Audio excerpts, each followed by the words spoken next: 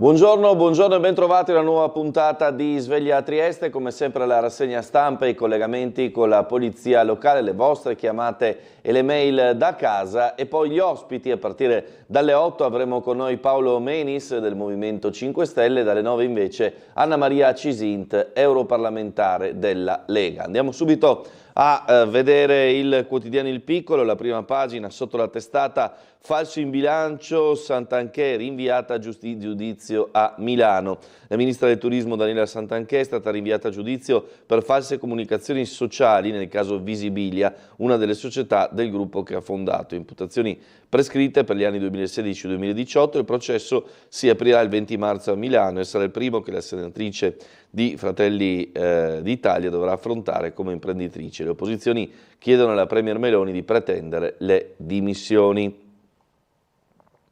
Turismo caccia gli stagionali, settori in espansione, le associazioni di categoria, sempre più complesso trovare personale, in partenza il periodo dei Recruiting Day, in regione fabbisogno stimato in 43.000 assunzioni. Si è aperta la ricerca di lavoratori nel settore del turismo, nel 2024 è valsa 43.000 assunzioni, rende noto l'Osservatorio regionale sul mercato del lavoro, è stimabile che nel 2025 ne valga almeno altrettante, il settore in espansione, ma dicono gli addetti ai lavori, trovare il personale non è semplice, intanto la Regione promuove il primo Recruiting Day. Scattano lunedì le 3 zone rosse, nuove ordinanze antidegrado di cui abbiamo parlato ieri nel nostro TG, nuovo codice della strada, regole e multe, ecco la guida. Le tensioni internazionali, Corte Suprema degli Stati Uniti, TikTok venduto o sarà oscurato, TikTok va venduto entro domani o sarà oscurato negli Stati Uniti, la Corte Suprema ha confermato la legge con cui il Congresso aveva chiesto alla cinese ByteDance di cedere l'app 170 milioni di utenti negli Stati Uniti entro la vigilia dell'insediamento di Trump. Il presidente eletto ne ha parlato con il presidente cinese Xi, la decisione spetta a me. Sesame, il sincrotrone di luce nel Medio Oriente, il racconto di questa nuova disponibilità. Fusine in 5.000 in bici al concerto di Giovanotti, l'evento proposto dal No Border il 26 di luglio, accesso consentito solo sulle 2 ruote. I 75 anni di Dino, icona del basket, Dino Meneghin, che giocò per 3 anni anche a Trieste dopo aver vinto davvero tutto tra Varese e Milano. Turismo nel 2025, 43.000 assunzioni, la stima è basata sui numeri 2024, in regione il settore si sta espandendo, le associazioni di categoria, trovare personale è sempre più complesso, i connazionali non bastano, pesano gli orari e per gli stagionali anche gli spostamenti in diverse località. C'è il nodo precariato, il 56% dei contratti a tempo determinato, il 27% a chiamata, difficile raggiungere la soglia per la NASPI, come detto anche in apertura, sui 43.000 i dipendenti necessari in regione, dai camerieri ai magazzinieri. In palio 240 posti in 9 aziende, questo è il Recruiting Day che si svolgerà a Trieste il 19 febbraio e che ieri è stato varato in regione. Nessun candidato, il Piluttis è costretto a vendere il track, il servizio itinerante proposto dal pub udinese è stato cancellato, il titolare, poche persone sono disposte a lavorare la sera e nei weekend. Il gruppo alberghiero, dura a formare lo staff per tutta la stagione, ci servono anche receptionist, manutentori e personale da sala per le colazioni e il ristorante. Santanchè sarà processata, i PM le accusano di falso in bilancio, va a giudizio insieme a altri 16 imputati sul caso Visibilia, l'avvocato a mare in bocca dimostreremo l'estraneità ai fatti. Ma le opposizioni si dimetta, la Premier prende tempo, giornata nera per il governo a Palazzo Chigi, bocche cucite, l'imbarazzo di Fratelli d'Italia, mentre Lega, Forza Italia e Noi Moderati rinnovano il loro sostegno. La magistratura prepara la protesta contro Nordio, così i PM sono isolati, nel mirino la riforma della carta, le toghe vogliono contestare l'avvio dell'anno giudiziario tra chi propone di andarsene e chi di esporre cartelli contrari. Per Santa Lucia si è voluto impedire una discussione in aula sul tema. Israele vota per la tregua a Gaza, il monito di Netanyahu ad Hamas, lunga giornata di trattative, il Premier se la fase 2 fallisce la guerra riprenderà con il sostegno di Washington. Sono contrario a questa intesa, tutti sanno che questi terroristi cercheranno di uccidere di nuovo, dice il ministro della sicurezza nazionale di Israele. Resta da capire appunto come risponderà Hamas. Lo scambio con 1700 detenuti, vietati di tutti i festeggiamenti, i prigionieri palestinesi verranno portati fuori dal territorio dal servizio carcerario, come previsto resterà in carcere il leader Marwan Barghouti. Sono 1 migliaio le persone arrestate l'8 ottobre senza aver partecipato all'attacco. Putin invece incontra Pezeshkian, patto strategico con l'Iran, i paesi non forniranno assistenza a chi dovesse aggredire uno dei 2 stati, leader russo, resistiamo ai diktat esterni, Mosca ha ripreso il 60% del Kursk.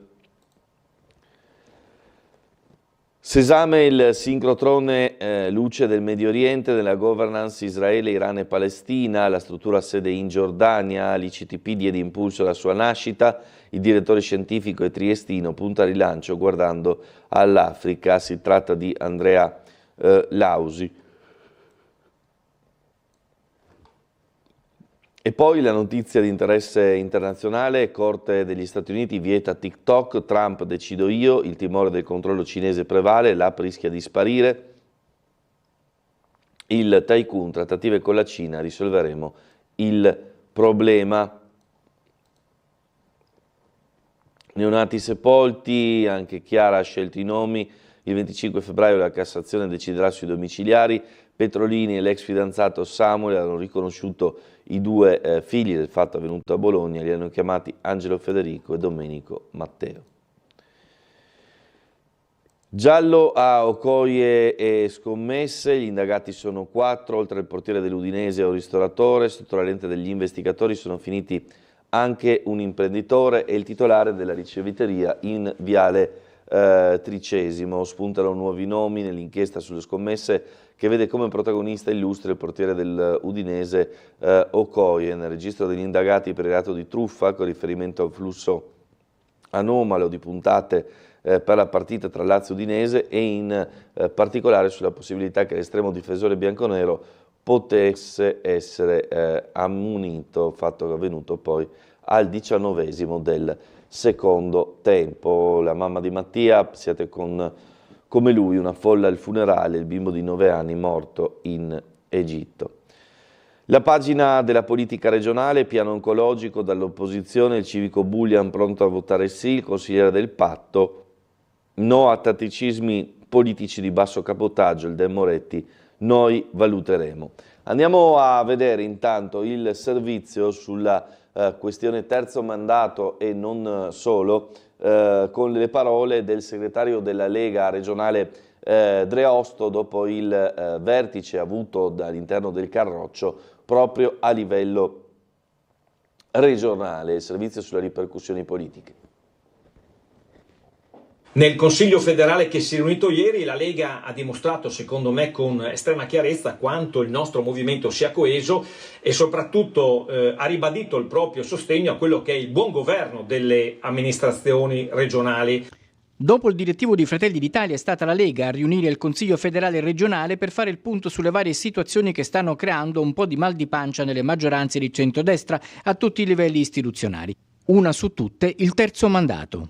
Per rimanere a questioni, diciamo così, locali, il caso Veneto, con i leghisti pronti a correre da soli alle regionali con o senza Zaia, appare come un'anticipazione di quello che potrebbe accadere in Friuli Venezia Giulia più avanti. In Veneto evidentemente c'è un problema contingente, un problema che va risolto con il buon senso e così si dovrà fare anche in Friuli Venezia Giulia. L'auspicio è che non vi siano spaccature, ma ritengo che attraverso un dialogo costruttivo si possa dirimere la questione. La questione si può risolvere solo a livello nazionale, in un senso o nell'altro, anche se il governo per ora non ha alcuna intenzione di assecondare le insistenti richieste di Salvini. Il Consiglio federale di ieri poi ha dato mandato al segretario federale Matteo Salvini affinché tratti la questione e veda di risolverla su quelli che sono i tavoli della maggioranza romana. Sulle candidature alle prossime comunali, dove pure si iniziavano a registrare frizioni e spaccature, a Pordenone la Lega minacciava di correre da sola e non nella coalizione che appoggerà Basso per il post Ciriani. Una pezza è stata messa e si è trovato l'accordo. L'avere trovato ancora una volta sinergia sulle candidature unitarie nei comuni di Pordenone e Monfalcone che andranno al voto la prossima primavera dimostra secondo me come su temi importanti la maggioranza in questa regione trovi sempre la quadra. Proseguiamo con la rassegna stampa. Il TAR illegittimo lo stop al punto nascita di San Vito, sospeso nel novembre 2023 con decreto della Regione. Il Comune a gennaio dell'anno scorso aveva deciso di impugnare l'atto presentando ricorso al TAR che ieri ha pubblicato la sentenza, ritenendo valide alcune argomentazioni del Comune. Il motivo, in estrema sintesi, l'atto non specifica il termine ultimo della sospensione del punto nascita, violando quanto previsto dal diritto amministrativo. Il TAR ha dato tempo all'azienda sanitaria 30 giorni per indicare il termine finale della sospensione. Chiusura della H4, la questione arriva all'Europarlamento. Il deputato Ciriani ha presentato un'interrogazione per sollecitare la Slovenia ad assicurare un traffico regionale, spiegando come le limitazioni ai mezzi pesanti sono un grave ostacolo per un territorio come quello del Friuli Venezia Giulia.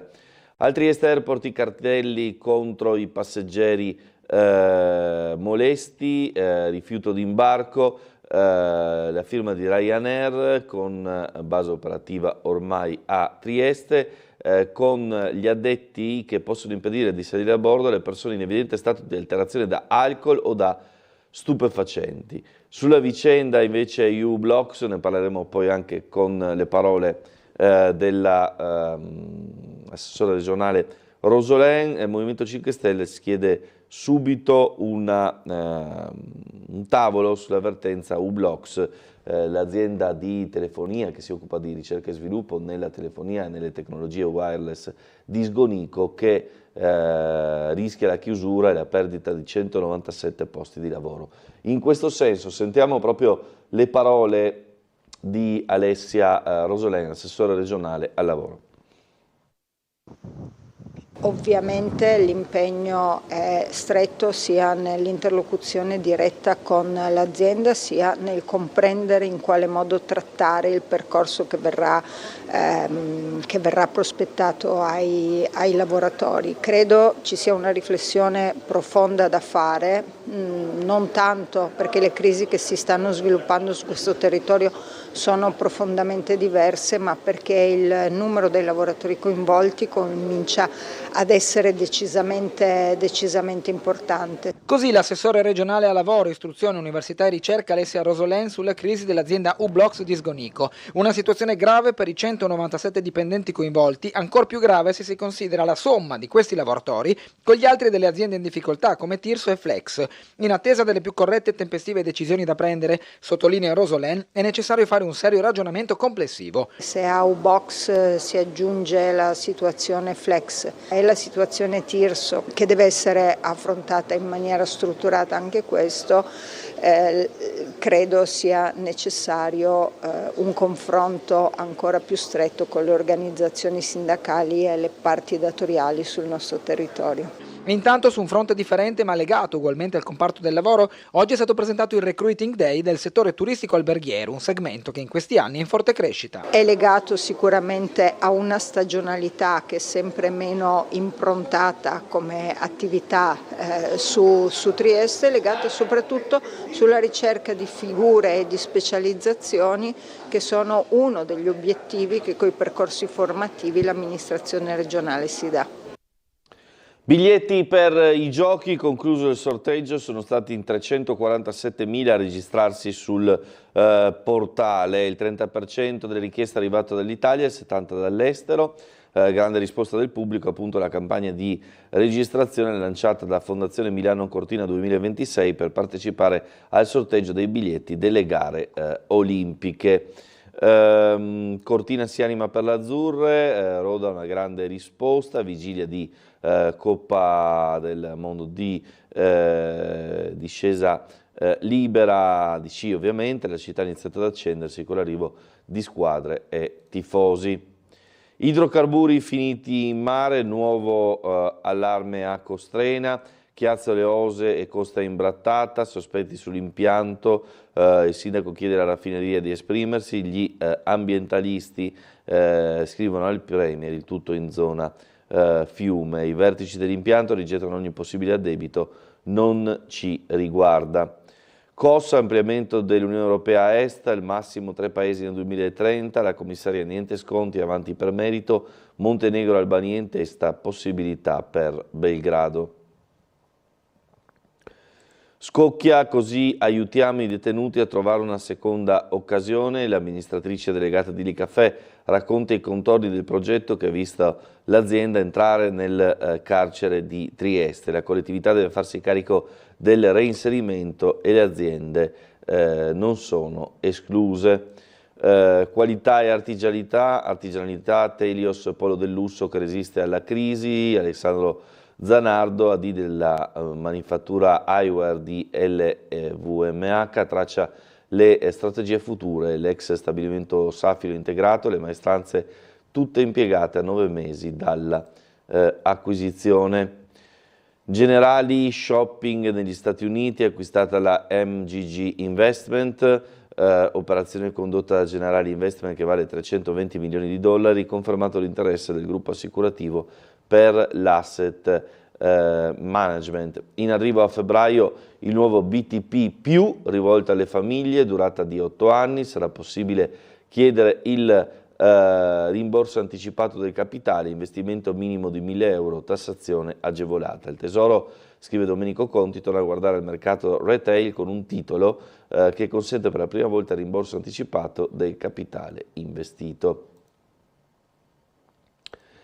Andiamo alle pagine di cronaca locale. Viale Miramare e Portovecchio, le aree più colpite dalle multe. I vigili urbani nel 2024 contestate 68.933 violazioni, spiccano le soste in divieto anche negli stalli per disabili e alle fermate del bus, oltre 1.000 in corso Italia. Poi tra l'altro ci colleghiamo tra poco con la polizia locale proprio per capire quello che ci riserva il weekend in quanto a traffico, viabilità, altre disposizioni per quanto riguarda gli automobilisti triestini, mentre poi c'è questo approfondimento del quotidiano Il Piccolo sul nuovo codice della strada, meno tolleranza per chi si mette in auto sotto l'effetto di alcol e sostanze stupefacenti, regole più rigide per cellulari, sosta selvaggia e conducenti dei monopattini. Per quanto riguarda le multe, il totale dei proventi 6 milioni in un anno nelle casse del comune di Trieste.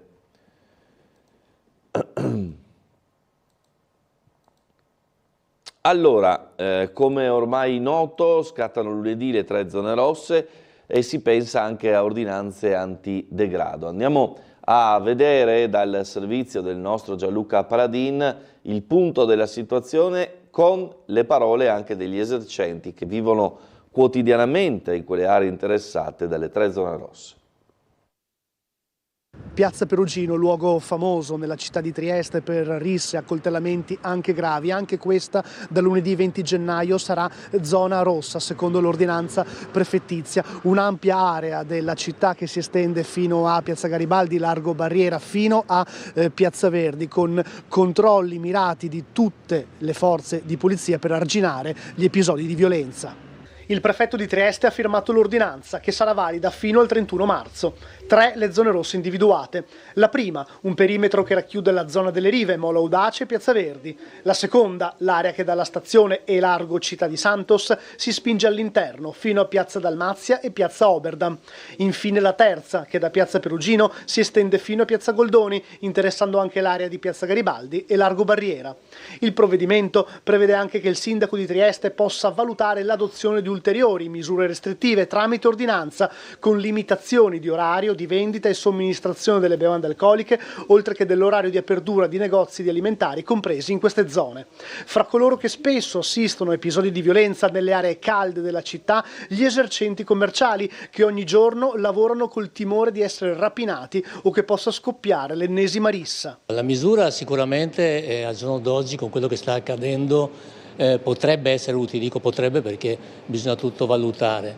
Durante le riaperture del mattino troviamo un sacco di problemi, bottiglie rotte, tavoli buttati a destra a manca. Io penso che bisognerebbe più insistere su un inserimento sociale delle persone che hanno difficoltà o che hanno qualche tipo di reato e non vedo che questa sia una soluzione, perché ghettizzare le persone non porta a un risultato per la società collettivamente. È un momento che non è molto felice, no? Certo che bisogna stare un po' attenti, ecco. È favorevole a queste zone in più dove ci sarà più attenzione? Favorevolissimo. Poi la sera io chiudo, vado via e dopo viene fuori il casino. Di sera dovesse essere più controllata. Diciamo che fa piacere che ci stiano provando in tutti i modi e quindi la presenza, diciamo, delle forze dell'ordine, il provarci, speriamo si risolva. Allora ci colleghiamo ora con la sala operativa della Polizia Locale di Trieste con l'ispettore capo Luisa Mastracchio per le ultime novità circa la giornata odierna e in generale per il weekend. Buongiorno e ben trovata. Sì, buongiorno a lei e ai telespettatori. Allora guardi, posso dirle che la notte è trascorsa abbastanza tranquillamente, senza interventi di particolare rilevanza, nonostante anche la bora in atto non ci sono stati molti interventi per constatazioni di danno relativa appunto al fenomeno atmosferico. E dunque per quanto riguarda la giornata odierna sono previsti 4 presidi, dei quali però diciamo nella zona di sia Largo Don Bonifacio che nei pressi del Burlo Garofalo che via San Nicolò, ma soltanto quello previsto in Largo Don Bonifacio intorno alle ore 18 potrebbe interessare anche la careggiata. Ecco, questa è l'unica nota degna per quanto riguarda i presidi, ecco, per la careggiata.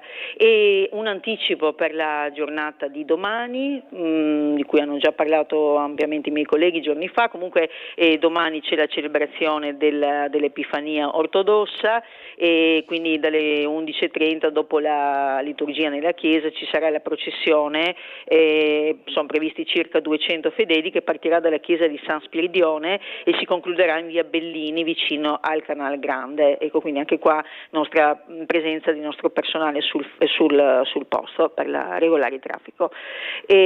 Ancora una manifestazione ciclistica e podistica, la Lanaro Gran Fondo, che anche quella domani interesserà sia il comune di Trieste che anche i comuni limitrofi, anche là prevista insomma forte partecipazione e ci saranno degli attraversamenti dei ciclisti lungo le varie arterie diciamo del Carso, quindi attenzione anche là anche qua il nostro personale e movieri, altri personale sul posto, ma attenzione all'attraversamento dei ciclisti e dei podisti.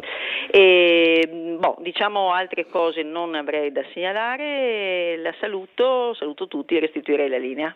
Grazie all'ispettore capo della Polizia Locale Luisa Mastracchio. Noi restiamo in tema di zone rosse per sentire anche come verranno eseguiti i controlli a Trieste. Ne abbiamo parlato ieri proprio con l'assessore comunale alla sicurezza Caterina De Gavardo. Sentiamolo. Il controllo è fondamentale e anche l'irrogazione dei provvedimenti di allontanamento sono fondamentali.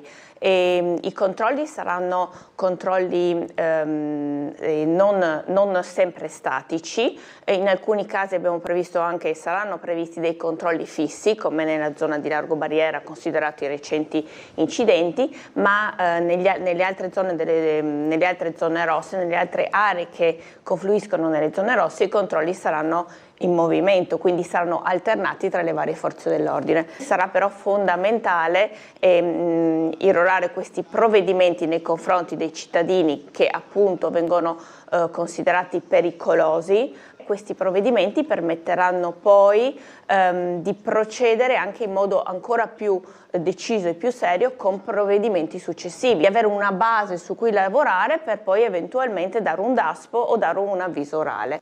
Non sono gli unici strumenti che mettiamo in campo. La scorsa settimana abbiamo presentato un importantissimo progetto che va a incrementare la videosorveglianza nella periferia est della città. Ci sono in questo momento operativi in città dei servizi di sicurezza sussidiaria, quindi guardie giurate, vigilantes, sia sui mezzi pubblici sia nei giardini e nelle aree pedonali della nostra città.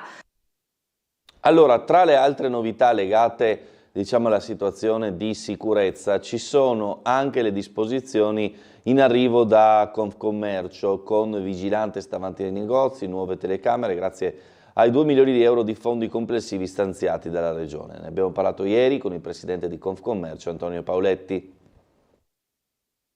Verranno istituite queste zone rosse, appunto, stiamo anche sentendo un po' i commercianti, tra chi è più preoccupato, chi invece vive la cosa più serenamente. Diciamo che gli episodi di violenza in città hanno preoccupato anche proprio chi fa commercio, chi ha il negozio sulla via, insomma. Ma su questo stiamo lavorando, siamo in contatto con la Regione che ci ha messo a disposizione 2 milioni di euro per i vigilantes e per le telecamere. Questo come Camera di Commercio in collaborazione con le associazioni di categoria, compreso la Confcommercio. Da una parte, in quel prefetto e quel questore, stiamo delimitando le zone, a 1° di febbraio partirà il bando e andiamo a pagare il 100% della spesa, per cui un grande aiuto da parte della Regione attraverso le Camere di Commercio per i commercianti, i pubblici esercizi e i ristoratori di Trieste. Anche voi vi state muovendo sul fronte sicurezza per dare garanzie proprio agli esercizi. Certo, con questo qui, con queste telecamere e vigilantes. Bene, ricordiamo quelle che saranno le zone rosse, la prima nell'area del Molo Audace facciamo così, rientriamo un attimo in studio, le facciamo vedere così come abbiamo fatto ieri per quanto riguarda la trasmissione Ring, così uno si fa anche un'idea più precisa di quella che è la situazione, di quelle che sono le zone interessate, ovviamente da provvedimenti che non ostacolano in alcun modo quella che è la mobilità delle persone, dei liberi cittadini, ma che prevedono in quelle zone una serie di provvedimenti. Adesso andiamo a vedere le 3 zone che abbiamo in grafica, identificato con le nostre mappette. Ecco, ringrazio Guido Indi della regia che mi segue in questo tentativo. Abbiamo inserito ora le 3 mappette nella nostra scaletta di Sveglia Trieste, così possiamo farvi vedere via via. Questa è la prima, quella che riguarda l'area di Piazza Verdi, Molo Audace, quindi Molo Audace fino a Riva del Mandracchio, via San Carlo, Passo Fondassavio, Piazza Verdi, via Einaudi, Riva 3 Novembre fino alla base del Molo Audace. Andiamo invece a quella che è la seconda, che ci porta invece in un'altra zona della città, quella che va dalla stazione fino a Piazza Oberdan, quindi Largo Città di Santos, Piazza Libertà, via Cellini, via Ghega, Piazza Dalmazia, via Carducci, Piazza Oberdan fino all'angolo con via 30 Ottobre, via Galati fino all'angolo con Corso Cavour fino a Largo Città di Santos. E quindi la terza, la più grande, che in grafica vediamo in movimento, perché altrimenti non si capirebbe granché vista l'estensione dell'area, che va da via Limitania della zona di Viale D'Annunzio e vie limitrofe fino a via Matteotti, su attraverso Piazza Garibaldi, Largo Barriera e fino alla, sempre attraverso via Carducci, fino alla zona di Piazza Goldoni, tutta l'area di Scala dei Giganti fino a via del Monte e poi tornando indietro via delle Zudecche e di nuovo verso Largo Barriera. Questa la zona 3, le 3 zone rosse identificate appunto dalla questura, dove appunto nelle vie, nelle piazze incluse nelle zone rosse, ribadiamo, non potranno stazionare soggetti che assumono atteggiamenti aggressivi, minacciosi, insistentemente molesti, determinando un pericolo concreto per la sicurezza pubblica, tale da ostacolare la libera e piena fruibilità di quelle aree e risultino già destinatari di segnalazione all'autorità giudiziaria per uno o più reati in materia di stupefacenti, reati contro la persona, furto, rapina, danneggiamento, invasione di terreno o edifici, detenzione o porto abusivo di armi o oggetti atti a offendere. I trasgressori verranno allontanati e la violazione dell'ordinanza configura un illecito di natura penale. Altra notizia, offese agli agenti durante un corteo, giovane anarchica assolta in appello. Noi ci fermiamo un istante per la pubblicità, torniamo tra poco con la seconda parte della rassegna stampa, poi gli ospiti Paolo Menis e Anna Maria Cisinte.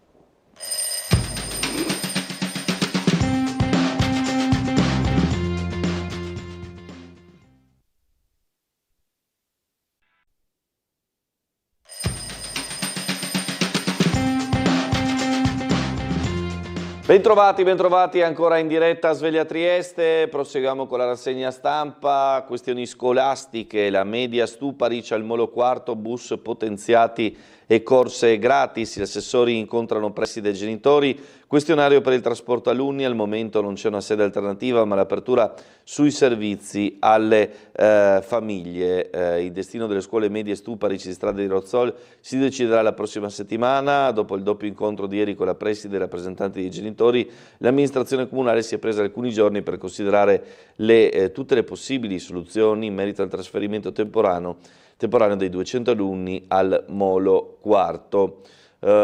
Intanto, Scuola Italiana Barcola, il Comune trova l'area per le nuove elementari, come richiesto tra l'altro da alcuni comitati di cittadini, mentre fine lavori in via Manzoni per i nidi e la materna, i bimbi possono tornare nella loro location naturale. Qui c'è il servizio del nostro Bernardo Gulotta che ha intervistato nell'occasione gli assessori competenti Lodi e De Blasio appunto sul termine dei lavori della scuola di via Manzoni, dell'area del comprensorio scolastico di via Manzoni che ospita appunto i 2 nidi e la scuola materna. Tornano a casa i piccoli alunni della scuola materna La Scuola del Sole e lo faranno a settembre i piccolini degli asili Nido La Barchetta e Lo Scoiattolo, tutti facenti parte del complesso scolastico di via Manzoni. L'edificio ha visto terminati i lavori per il miglioramento sismico e adeguamento antincendio, che sono stati appaltati il 4 gennaio 2023 alla società friulana Costruzioni SRL e consegnati il 26 gennaio dello stesso anno con una durata contrattuale di 240 giorni naturali e consecutivi. A seguito di alcune situazioni impreviste e imprevedibili sono state autorizzate 2 perizie di variante che hanno aumentato l'importo e il tempo di cantiere che si è concluso il 19 marzo 2024. Siamo soddisfatti di queste lavorazioni, oltre 1,7 milioni di intervento che ha previsto quindi adeguamento antisismico e antincendio. L'importanza di fare lavori che mettano in sicurezza le nostre scuole ma soprattutto i nostri bimbi che ci sono e che le frequentano. Noi continuiamo con il nostro piano di interventi, un piano di interventi che va a prevedere la sicurezza di edifici con una programmazione più lunga negli anni, consapevoli che ogni spostamento e ogni intervento porta dei disagi alle famiglie, ma siamo convinti che sia per i bambini che la frequentano che per i bambini che frequenteranno queste scuole in futuro sia essenziale frequentarle in sicurezza. L'edificio che ospita l'asilo Nido occupa una superficie coperta di circa 556 metri quadrati. È stato il primo edificio eretto dalla Società dei Bagni Popolari e venne inaugurato il 22 agosto del 1898. Nel 1922 la società, avendo deciso il proprio scioglimento, ha devoluto il proprio patrimonio al Comune di Trieste. Nel 2005 è stato ristrutturato e destinato a nido d'infanzia. Io ringrazio sempre tutti coloro che operano negli uffici e anche nelle strutture. È un passaggio essenziale quello di mettere in sicurezza le strutture, di adeguarle alle norme perché i bambini e le bambine possano crescere in ambienti sicuri, le famiglie possono essere serene e anche tutti gli operatori possono agire in ambienti che gli consentono di lavorare come si deve. Di essere rientrati, come diciamo noi, a casa. Bene, riprendiamo dai salumi alla società di costruzione. L'area ex Principe passa a Edil Group. La holding compra lo stabilimento di via Ressel per farne il suo quartier generale. L'imprenditore Settimo, piano da 25 milioni. Niente più prosciutti e würstel se non come gustosi contorni dei festeggiamenti aziendali. Nemmeno un futuro sotto il segno della logistica, come la posizione vicino al canale navigabile aveva indotto a pensare. Lo stabilimento ex principe di Via Ressel, con un passato glorioso alle spalle, uno più recente tormentato, diventa il quartier generale di Edil Group, la holding cui fa capo anche Edil Impianti, in realtà che in pochi anni è diventata protagonista dello scenario imprenditoriale triestino. Approfondimento sul rione di Barcola e la doppia anima, mare e borgo rurale, realtà sospesa tra sviluppo balneare, identità storica, l'approfondimento di Zeno Saracino, che tra l'altro vediamo spesso proprio qui a Sveglia Trieste parlarci delle caratteristiche della nostra città, insediamenti agricoli, resti romani, Torre Turca, castelli, dimore borghesi, accanto a Terrapiena e Pineta, topolini e antichi bagni. Vediamo qui un bello scorcio dall'area della chiesa alla camminata a lungomare di Barcola sino all'area dell'ex bagno Excelsior, ora dedicato ad appartamenti privati. La Torre Turca, eccola qua, la Villa delle Cipolle con alle spalle Montegrisa, come viene battezzata, e il castelletto accanto al porticciolo.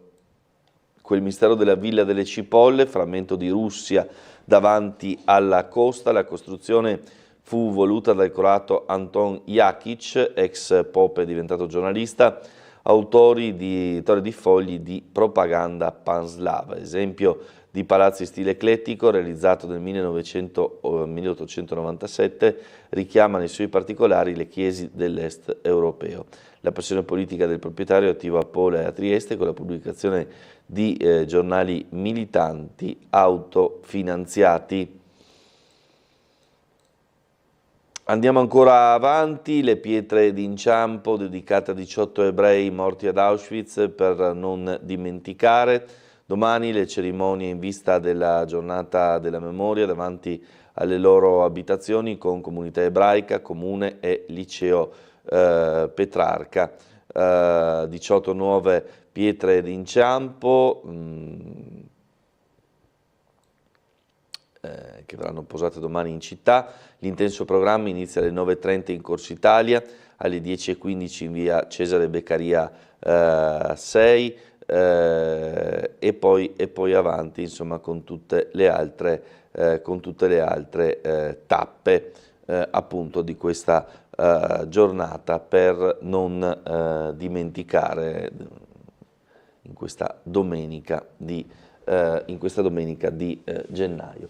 Andiamo ancora alla cronaca per parlare della truffa che ha avuto come protagonista una signora di Opicino, una truffa da ben 10.000 euro su cui ora si indaga per capire se è possibile risalire ai responsabili. Eccola qua.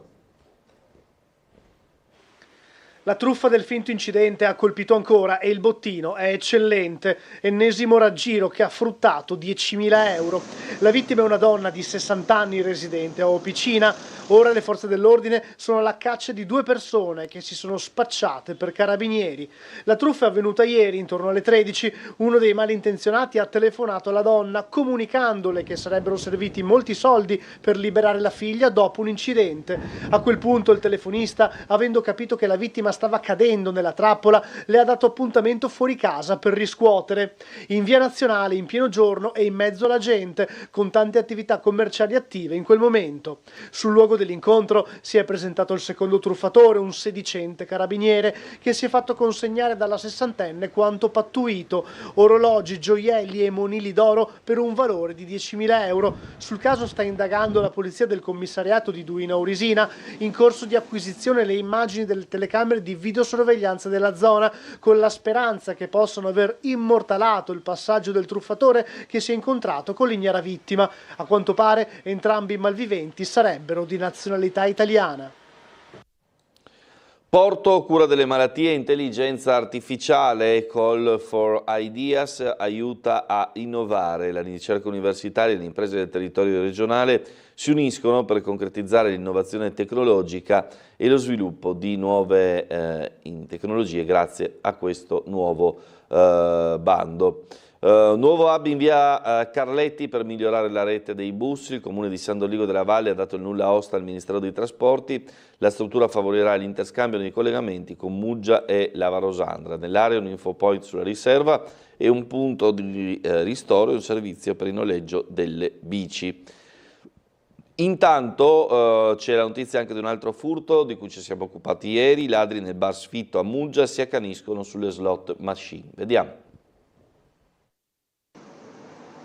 Dopo lo sfratto da parte dell'Ater, il bar aveva dovuto chiudere a fine novembre, ma all'interno erano rimasti ancora dei mobili e alcuni oggetti di un certo valore, come le slot machine. Ecco perché i ladri, certo non una banda di grandi professionisti, hanno messo nel mirino l'ex Foppis di via dei Carpentieri a Muggia. Il locale, sprovvisto di telecamere e allarme, era stato di fatto lasciato aperto con la semplice sala cinesca abbassata, senza un'adeguata chiusura a chiave. Per i malintenzionati, dunque, è bastato alzarla e rompere la vetrina, un colpo alla belle e meglio, considerando che è stata portata via una bici e alcuni oggetti da barista. Poi sono state scassinate le macchinette e da una slot machine pare sia stato asportato un sacchetto di monete. L'allarme dei carabinieri è stato dato da un'addetta dell'Ater che ha la titolarità dello stabile. Le indagini sono affidate al comando di San Dorligo della Valle.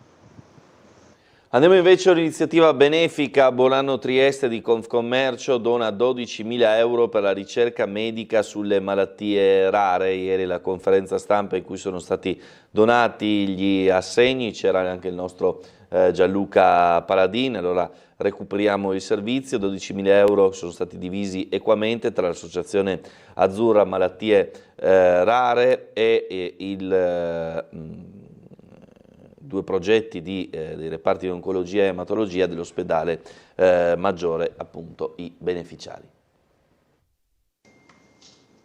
12.000 euro raccolti, equamente divisi e devoluti all'Associazione Azzurra Malattie Rare Onlus e dietro suggerimento del Comitato Cielo Aperto a sostegno di due progetti di ricerca, uno del reparto di oncologia e l'altro di quello di ematologia dell'ospedale Maggiore di Trieste. Il tutto è stato reso possibile grazie a Buonanno Trieste, evento organizzato dalla Confcommercio e svoltosi il 6 gennaio al Teatro Rossetti. Lo spettacolo Let the Music Play è stato reso possibile anche grazie al supporto di Fondazione CR Trieste, Comune di Trieste, Regione Autonoma Friuli Venezia Giulia e Banca Credito Cooperativo Venezia Giulia.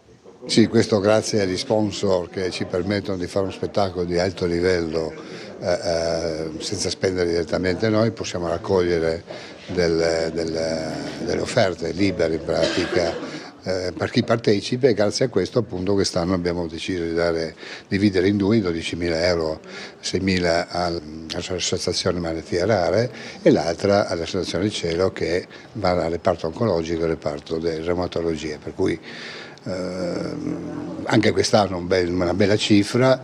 Voglio solo ricordare che negli ultimi due anni e mezzo neanche abbiamo raccolto circa 90.000 euro a fare varie altre cose che facciamo noi da destinare in beneficenza, per cui la Confcommercio è proiettata ad aiutare molto queste associazioni meritevoli che si occupano a livello di volontariato a sostenere chi non ha la fortuna di star bene, insomma. Queste le parole appunto del Presidente della Camera di Commercio e di Confcommercio Antonio Paoletti. Allora, andiamo ancora avanti nel farvi vedere ancora delle notizie. Il potere della monaca di Monza. Domani al Teatro Verdi il terzo appuntamento della rassegna della La Terza Lisa Roscioni racconta la verità storica sul noto personaggio manzoniano. Tra l'altro poi nel corso del nostro telegiornale invece avremo la recensione del nostro Umberto Bosazzi sul Il ratto dal serraglio andato in scena ieri sera al Teatro Verdi. Altre notizie: in bici al concerto di Giovanotti, appuntamento per 5.000 persone il 26 di luglio ai Laghi di Fusine e cresce la preoccupazione per l'impatto ambientale. Dunque insomma una novità per come dire, sorprendere e portare la gente in bicicletta a sentirlo. C'è invece l'inaugurazione di una mostra che chi oggi farà un giro per il centro di Trieste probabilmente vedrà a cielo aperto. Borderless, It's Academy rende invisibili i confini, un'installazione fotografica urbana di Massimo Gardone apre le porte del museo mostrando le creazioni dei giovani designer selezionati per il progetto Gorizia Nova Gorizia 2025. Quando l'arte esce dal museo e invade la città. E questo è il senso della mostra fotografica a cielo aperto Borderless, sostenuta dalla Regione, che espone in 10 immagini di grandi dimensioni, firmate da Massimo Gardone, le opere di altrettanti giovani designer finalisti dell'edizione 2024 di It's Contest, generazione di talenti creativi del mondo della moda che hanno trovato a Trieste un punto di incontro in cui riflettere sul concetto di confine, non più inteso come barriera ma come luogo di contatto e scambio. Le opere sono state esposte in via Cassa di Risparmio. La cultura di frontiera è avanguardia e oggi le prime avanguardie di questa invasione delle città dal parte dell'arte che esce dai musei e vive le vie della città, propria delle grandi capitali europee del mondo, pensiamo a Parigi e Londra, comincia a intravedersi anche qui a Trieste, si comincia a respirare il profumo della capitale europea della cultura che indubbiamente unisce Nova Gorica con Gorizia, ma che si espande a tutto il territorio della regione e che non poteva non riguardare anche Trieste. È una bella giornata, abbiamo visto It's Academy, un museo, invadere le vie della città con questa mostra ricca di colori e di forme che sono le proposte contemporanee della moda come It's Academy sa fare. Bene, allora siamo alla pagina sportiva. Innanzitutto vi ricordo che questa sera alle 21:30 su Tele4 ci sarà in onda la partita Atalanta Under 23 Triestina. Ricorderete l'andata finì 1-5, una sconfitta tra le più pesanti ogni epoca per l'Unione, che chiaramente è in cerca di riscatto dopo la cura Tesser, quindi 21:30 Tele4 Atalanta Under 23 Triestina questa sera. Partiamo dal basket, a Reggio al completo, dice coach Christian, facendo forse un po' di pretattica, visto che le conduzioni di Ruzier lo pongono ancora in dubbio per la partita, vista la scavigliata nell'ultima gara interna. Vedremo, comunque così dice il coach. Contro l'Uno Hotels Trieste avrà tutto il roster a disposizione, dice appunto Christian. L'entusiasmo dell'allenatore finora non c'era mai successo. Emiliani con lunghi di livello, ma la quinta partita in 12 giorni tra campionato e Coppa. L'analisi di Raffaele Baldini. Per quanto riguarda invece la Triestina, l'ora della vendetta con l'Atalanta Under 23, la Triestina vuole dimenticare l'1-5 del Rocco. Tesser, loro squadra di qualità, sulla tre quarti giocherà D'Urso.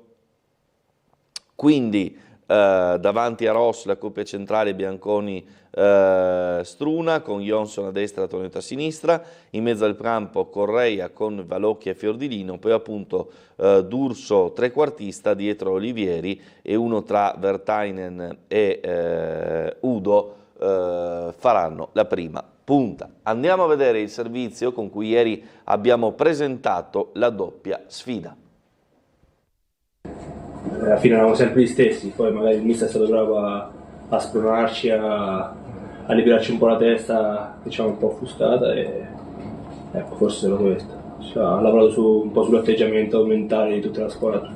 Una svolta nella testa, nell'atteggiamento mentale, come sostiene il bomber Olivieri, 7 gol per l'attaccante dall'arrivo di Tesser, che ha fruttato 13 punti in 6 partite, la scalata dall'ultimo al quartultimo posto in classifica e la salvezza diretta da conquistare 5 punti più in su. Servirà ancora una volta quello spirito iniettato al gruppo dal mister, mixato alla voglia di rivalsa dopo il terrificante 1-5 dell'andata, per avere ragione dell'Atalanta Under 23, la prossima avversaria dell'Unione. La partita andrà in onda domani sera, sabato 18 alle 21:30 su Tele4. Quanto alla Pallacanestro Trieste, il calendario asimmetrico fa ripartire i biancorossi domani sera a Reggio Emilia, la squadra che fermò per prima al Pala Trieste i ragazzi di coach Christian dopo le prime 3 vittorie in serie allo start. Queste le chiavi del match. It's important for us to learn from the first half of the year. I'm certainly pleased with where we are, 9-6 to start the year, so we're pleased with that. But it's all about learning our opponents and how they're trying to attack us and what we can do best. The team that has the best chance to win this will be the team that learns the most. This is our first opportunity to show how much we've learned against the last time we played Reggio, and it'll be that way for the rest of the season. You know, this is a really good Reggio team. We're tied with them. They've beaten us before. They also beat us in the preseason. You know, so there's a lot of motivation that we have just to be at our very best against them on Saturday. And then we'll continue to look at the schedule. I think the biggest thing we try to do with our collective team is just keep the focus in the right places and the energy in the right places. This is such a tough league, and there's so many talented players in this league with aggressive ownership who are not afraid to make changes to the roster or changes to the head coaches. So you really have to live this one game at a time because the league can literally change. Allora, queste le parole di Coach Christian, vi ricordo ancora una volta il tema appunto triestina, questa sera alle 21:30 in onda su Tele4. Auguri a Meneghini, icona del basket, compie oggi 75 anni, il mitico cestista e dirigente sportivo che in carriera ha vinto tutto, i 3 anni vissuti a Trieste con Tani, Vice Stefanelli, mi sono rimasti nel cuore, dice nell'intervista realizzata da Lorenzo Gatto. Allora, prima di andare in pubblicità, volevo sentire ancora le parole di Sebastiano Visintin, che è stato ospite a Ring, in cui si è riaperto ancora una volta il vaso di Pandora del caso Liliana Resinovic. Quali sono le tue aspettative? Cosa pensi che riusciremo a sapere sulla fine di tua moglie, di Liliana? Ma parlando con i miei consulenti mi sembra un po' quasi impossibile avere delle risposte. Forse verrà chiarito le questioni delle lesioni, si cercherà di capire quando sono state fatte, quando Liliana è scomparsa. Anche la questione del 14 dicembre porta a determinate cose e invece al 2-3 gennaio porta ad altre ipotesi, certo, e che comunque sono sempre in contrasto con tanti fattori, tante cose, il cibo, la depilazione, il tempo, il freddo, il caldo, gli animali, i sacchi che sono puliti. Anche la questione, ad esempio, di chi ha dato questo input nel dire alla polizia andate a cercare in quel posto là, per me è veramente una cosa sconvolgente. Io mi domando cosa facessero Gabriella, Salvo e Sterpin la sera. Il giorno immediatamente precedente al ritrovamento del corpo di Liliana, quindi il 4 gennaio. Sì, lì al posto delle fragole, sono stati lì parecchie ore e guarda caso il giorno dopo Sterpin va in questura a dire determinate cose e mentre Salvo lo chiama gli dice ricordati di dire di andare a cercare là. Queste sono le parole che sono emerse durante tante trasmissioni.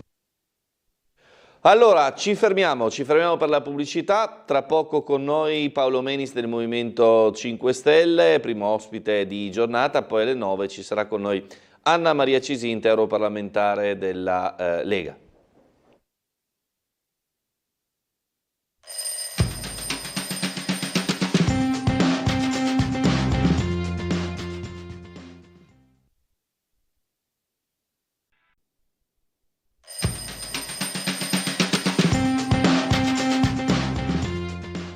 Trovati con noi Paolo Menis del Movimento 5 Stelle come preannunciato. Buongiorno e ben trovati innanzitutto. Buongiorno a voi, buongiorno ai telespettatori e anche buon proseguimento d'anno. Certo. Allora, tiene banco ovviamente, visto che scattano lunedì, il tema di queste zone rosse, della sicurezza in città, di queste disposizioni attuate dal prefetto, tra l'altro in accordo con le altre istituzioni, per una situazione cittadina che ha visto episodi ripetuti di risse, violenze e quant'altro. Tra l'altro in parallelo non c'entra, ma ne parlavo poco fa proprio con Menis, c'è il tema dei furti che da dicembre in poi è diventato veramente pesante in città. Beh sì, anche quest'ultimo tema fa parte del più grande argomento della sicurezza in città.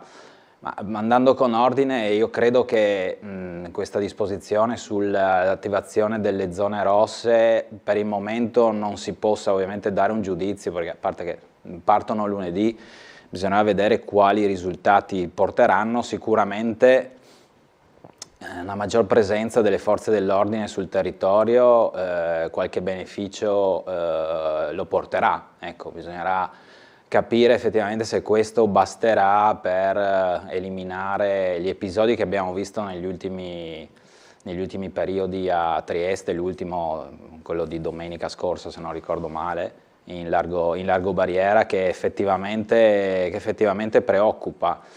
La mia unica perplessità sulle istituzioni di queste zone rosse è capire cosa poi succederà di riverso nelle zone che non sono rosse. Ecco, non vorrei che ci fosse un abbandono da parte delle forze dell'ordine di zone meno calde, quindi lo spostamento del problema in queste zone. C'è un tema, secondo me, complessivo di risorse dedicate alla sicurezza urbana, che oggettivamente non dipende dalle amministrazioni locali, dai comuni. È un tema che riguarda lo Stato e le risorse messe a disposizione delle forze di polizia. Sappiamo, ci sono varie stime, ma anche alcuni sindacati dicono che c'è una mancanza di circa sul territorio nazionale di 40.000 agenti di polizia, e questo ovviamente si fa sentire.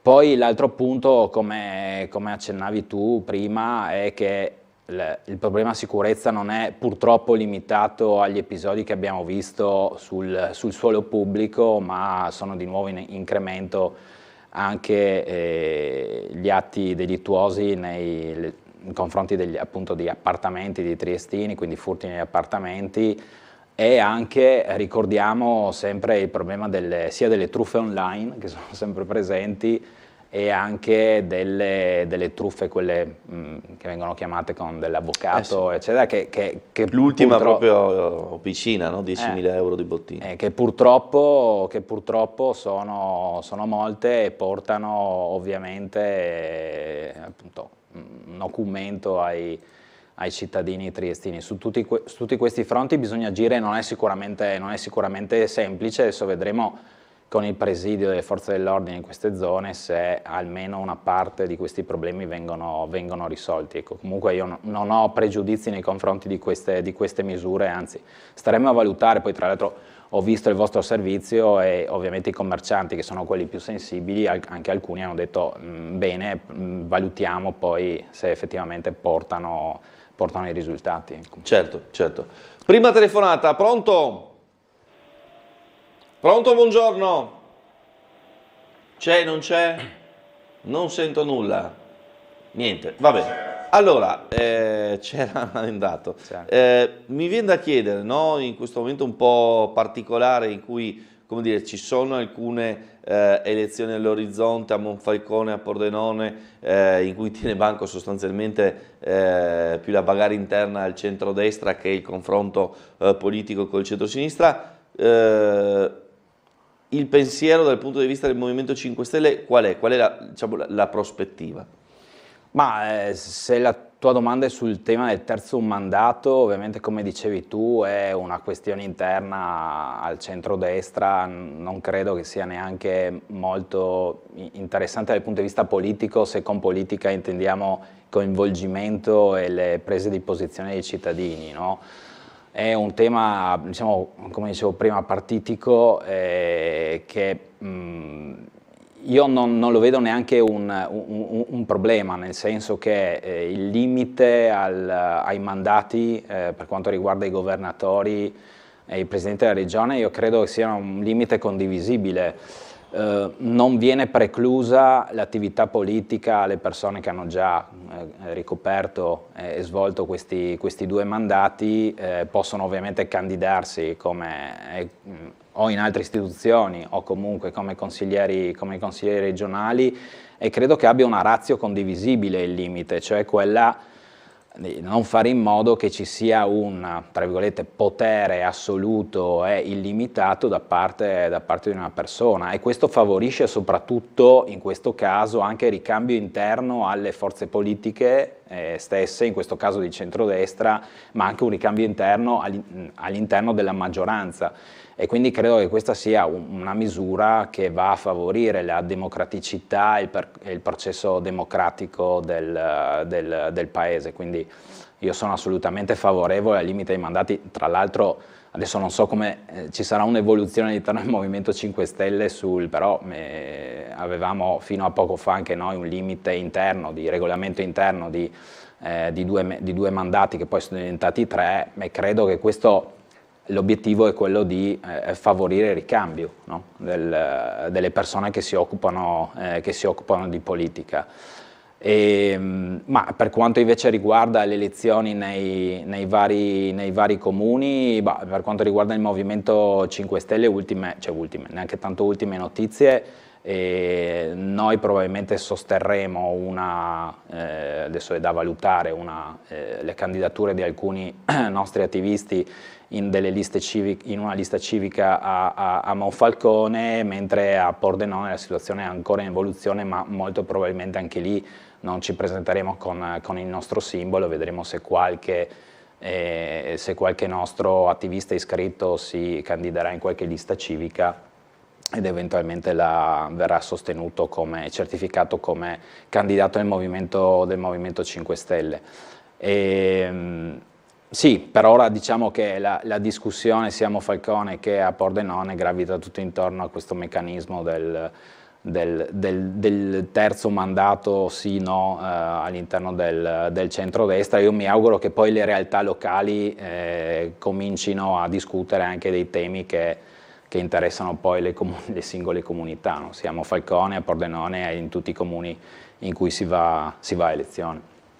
Certo, insomma, quindi un 5 Stelle che insomma sta ragionando anche un po' sul proprio futuro e anche in prospettiva insomma un po' più lontana, ma quella di Trieste del Consiglio Comunale, dove si è ridotta la rappresentanza rispetto proprio al periodo di Paolo Menis. No, ma qui a Trieste come movimento abbiamo un gruppo di iscritti e di attivisti più consolidato rispetto ad altre realtà, e stiamo facendo dei ragionamenti diciamo, a medio e lungo termine in vista poi delle elezioni del 2027, e lo stiamo anche facendo, almeno la mia intenzione come coordinatore provinciale è quella di iniziare un percorso assieme ad altre forze politiche per parlare di temi, per creare appunto le basi per un programma che sia anche scritto in modo molto partecipato assieme ai cittadini. In questi anni abbiamo visto c'è stato sicuramente sia a livello locale che a livello nazionale un disinteresse delle persone nel momento elettivo, cioè nel momento delle elezioni. Abbiamo visto che i dati non solo nei nostri confronti ma anche di partecipazione alle elezioni sono calati. Questo è indubbio perché è un dato oggettivo. Dall'altro lato abbiamo visto per esempio a Trieste come ci sia una grande vivacità, voglia di partecipare alle decisioni, creazione di molti comitati che affrontano anche singoli temi, per esempio il comitato Novo Via, ma anche i tanti comitati rionali che affrontano le problematiche delle proprie micro realtà, e questo è indice, secondo me, di gran voglia di partecipare, di fare e di far politica nel senso proprio vero della parola, cioè quello di decidere e di contribuire con il proprio apporto al miglioramento della vita nella comunità. Ecco, quindi questo è sicuramente un aspetto positivo. Certo, allora, prossima telefonata, pronto? Buongiorno dottor Stabile, mi sente? Prego. Io sono buongiorno a lei, suo ospite. Buongiorno. E niente, io ho mandato una ricostruzione tramite mail lunghetta, qui sintetizzo in breve, su Trump, che secondo me comunque, ecco, è dovuto a lui anche la liberazione di Cecilia Sala, e poi anche questa tregua tra Israele e Hamas.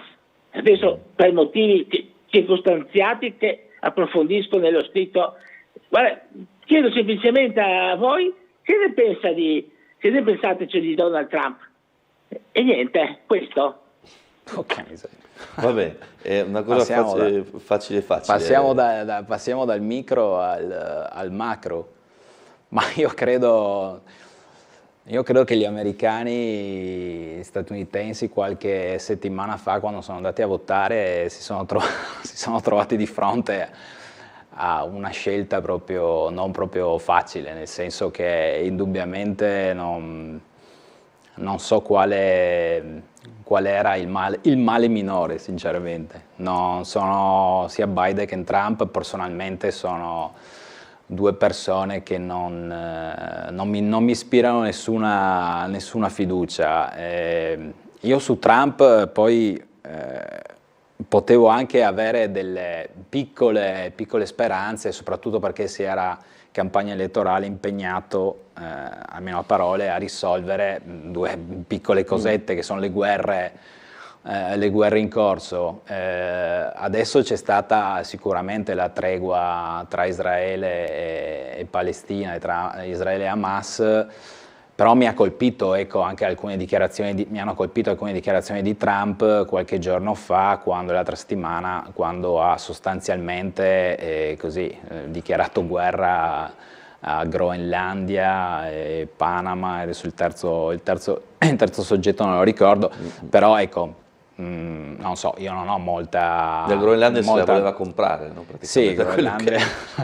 Capisco che sembra un film, ma invece... Sì, ecco, ha aperto altri 3 fronti quando doveva chiuderne 2, poi adesso speriamo che almeno, a parte gli scherzi, la guerra tragica a Gaza si fermi veramente, e questa è almeno la prima speranza.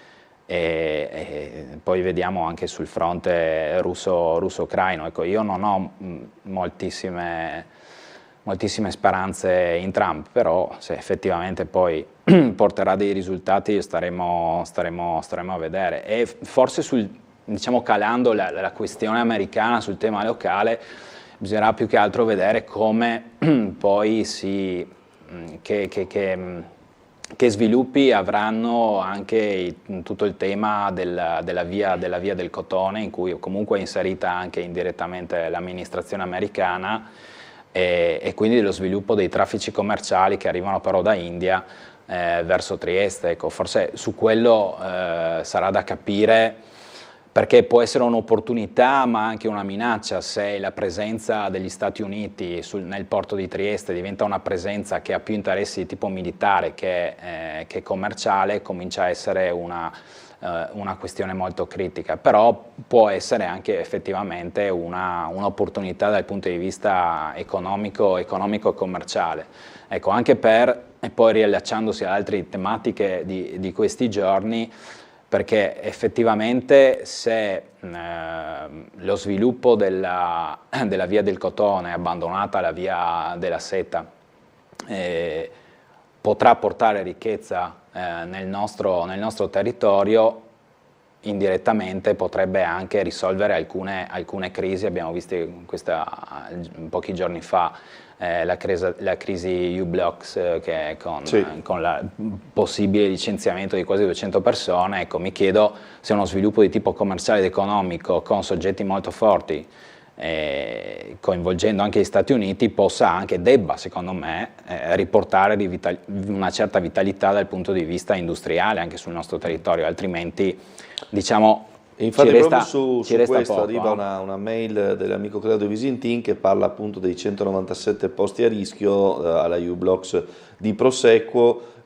Si rischia di disperdere, scrive, un patrimonio d'eccellenza, la maggior parte di ingegneri nella ricerca e sviluppo del settore cellulare, tecnologia wireless, e quindi chiede se si possono mettere in moto tutte le strategie possibili anche con il senatore Patuanelli. Va detto peraltro che qualche tempo fa si parlava ogni giorno sui giornali del golden power, cioè diciamo della capacità del governo di bloccare quelle perdite di industrie strategiche per il paese. Direi che di strategico la u-Blox ha tutto.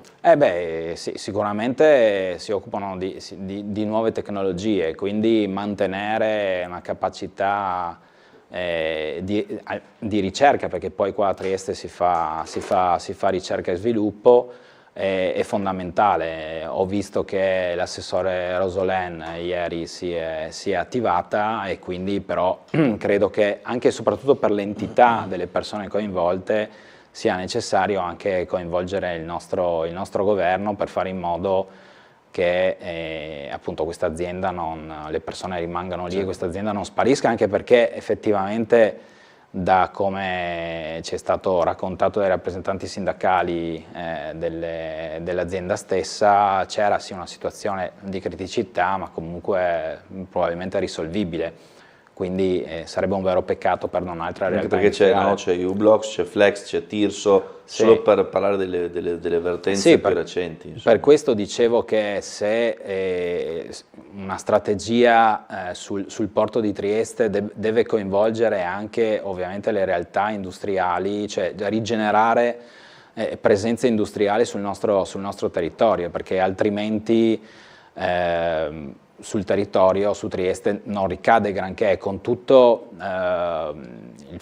nonostante il fatto che vediamo che a Trieste dal punto di vista turistico, dei servizi, c'è molta vitalità, però senza una presenza industriale rischiamo veramente di sprecare delle risorse e di far diventare di nuovo Trieste quella che era decenni fa, in una situazione di crisi profonda.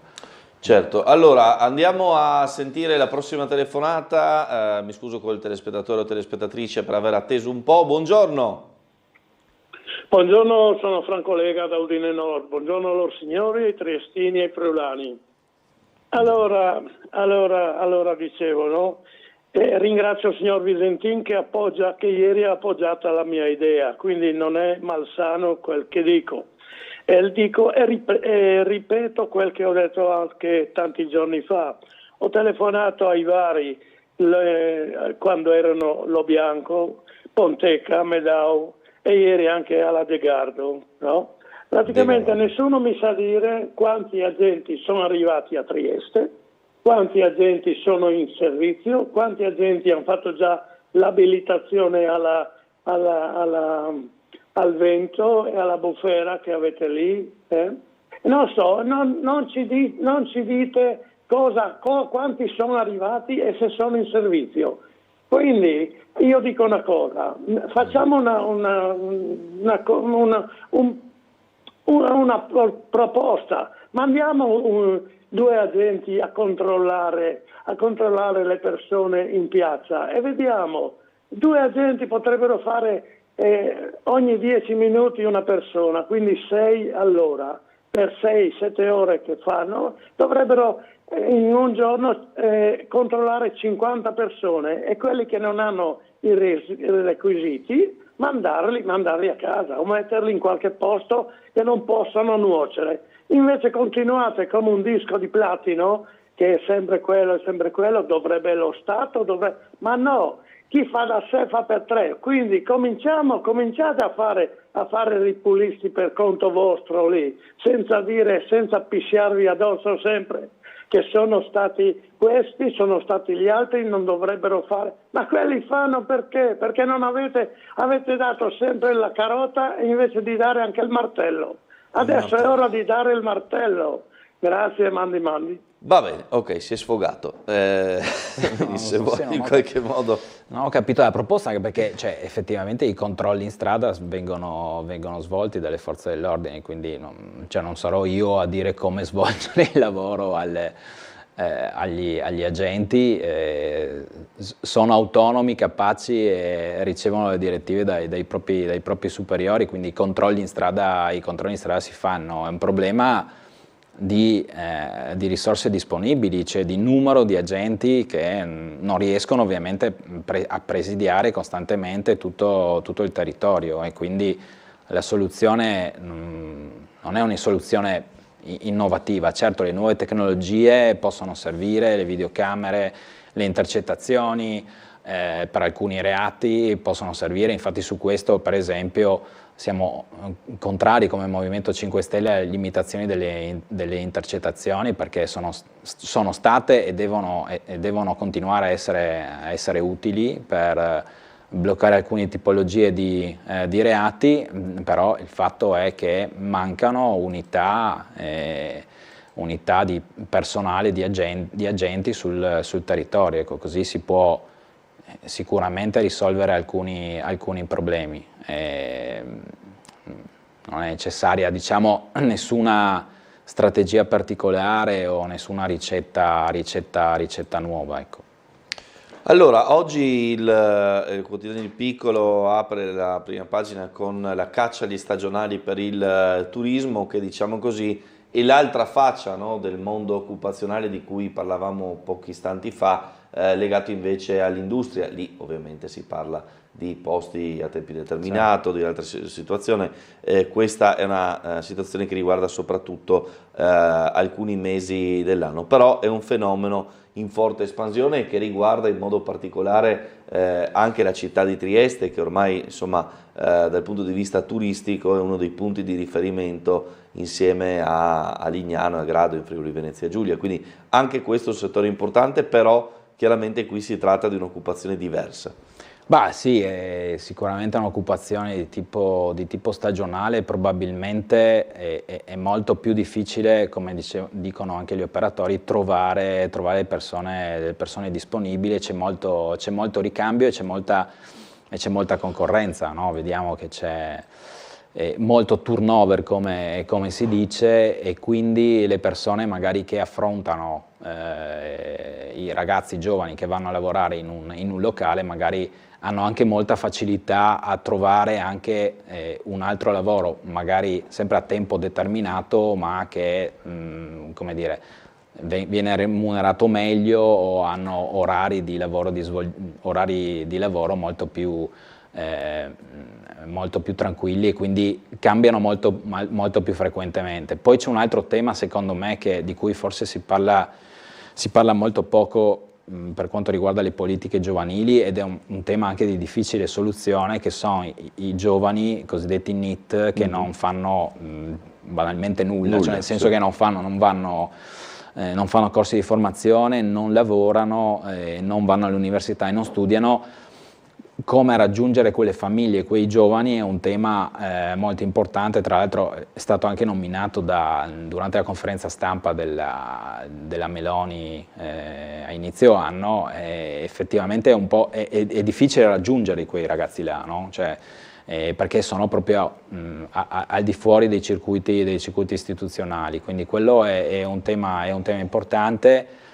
E dall'altro sulle assunzioni fa bene la Regione sicuramente a intervenire in modo attivo, nel senso che cercare di unire la domanda e offerta con politiche mirate è sicuramente un'ottima cosa, e magari anche portare a termine una riqualificazione, una riconversione dei centri dell'impiego e di tutte, diciamo, le tipologie di matching tra offerta e domanda di lavoro, perché anche quello è un tema poco trattato. Abbiamo una telefonata, la sentiamo, buongiorno. Pronto? Sentiamo il ritorno, quindi qualcuno c'è alla cornetta, pronto? Niente, vabbè, chissà se lo riprendiamo dopo, ci fermiamo allora per la pubblicità, torniamo tra poco ancora qui con Paolo Menis, coordinatore del Movimento 5 Stelle a Trieste.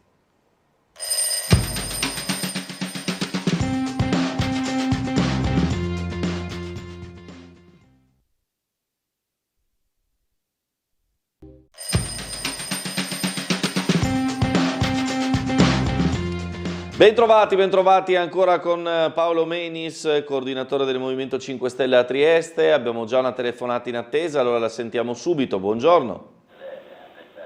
Prego. Mi sa che è il stesso telespettatore o telespettatrice di prima, se magari, diciamo, fa una domanda. Pronto? Niente, vabbè, andiamo avanti. Allora, tema che torna sempre è quello del tram di Opicina. Ieri abbiamo visto gli orari sul quotidiano Il Piccolo, anche se non abbiamo ancora visto diciamo, il primo convoglio operativo da un punto di vista proprio della linea ufficiale. Ci siamo, però dovrebbe trattarsi dei primi di febbraio. Insomma, speriamo. 8 anni. Sì. No, ieri un po' mi ha fatto sorridere vedere gli orari del tram dopo 8 anni. E saremo tutti là, la prima corsa del tram. No, 8 anni è effettivamente un'infinità. Cioè, ricordo, se non sbaglio, erano 3 anni fa che il sindaco aveva dichiarato si ripartirà per il mio compleanno, che se non sbaglio è il 1° febbraio. Sono passati quasi 3 anni, speriamo che sia il 1° febbraio corretto e che riparta. Comunque sì. Una vicenda a dir poco triste e scandalosa, e vediamo se effettivamente riparte al 1° febbraio. Ci sono sicuramente responsabilità non solo del Comune, anche di Ansfisa e di altri soggetti istituzionali, però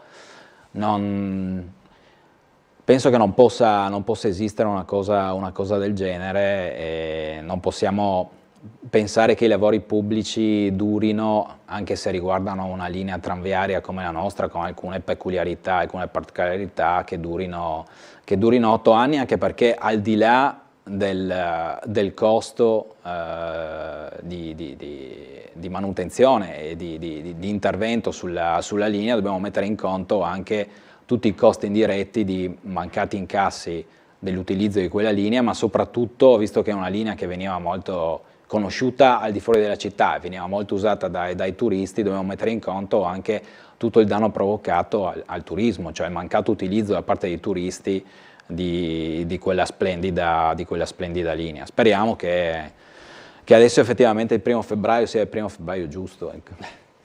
Allora, c'è questa telefonata, chissà. Pronto? Buongiorno. Non c'è fortuna. Pronto? Non abbiamo allora, se no chiudiamo, però diamo un attimo, se è possibile, una controllata, perché 3 volte è un po' troppo. Pronto? Buongiorno. Pronto? Sì, prego. Niente. Vabbè, oggi non abbiamo fortuna, evidentemente. Pronto? Eccolo qua. Pronto? Sì, parli però, perché 3 volte, dai, andiamo. No, è la prima volta che chiamo. Solo prego, dai, allora sfortunato, buongiorno, vai. Dottor Stabile, a lei e buongiorno. Al Menis di 5 Stelle. Allora, lo scandalo non è solamente il tram di Opicina, lo scandalo è il silenzio di tutti i politici e di tutti i media sul territorio libero di Trieste. Questo è lo scandalo. Allora, io ne parlo il sempre. Presidente Mattarella nuovamente ha ricordato che la civiltà chiede dialogo e il rispetto reciproco. Sarebbe, allora rispondo io al Presidente Mattarella, caro Presidente, rispetto di cosa? L'Italia è un paese del diritto o è un paese delle prevaricazioni? Qua siamo derubati e ancora ci minacciano.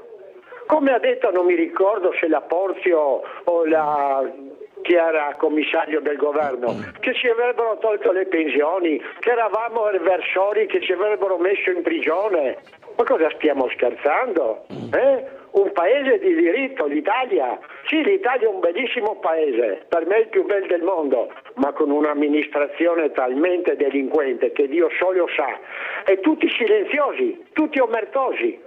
C'è gente che viene derubata quotidianamente qua a Trieste e tutti quanti in silenzio, e vengono minacciati anche. Se non mi dai i soldi che sono illegali, i soldi che tu mi dai sono presi illegalmente e ancora ti minaccio. Ma siamo una terra di mafia?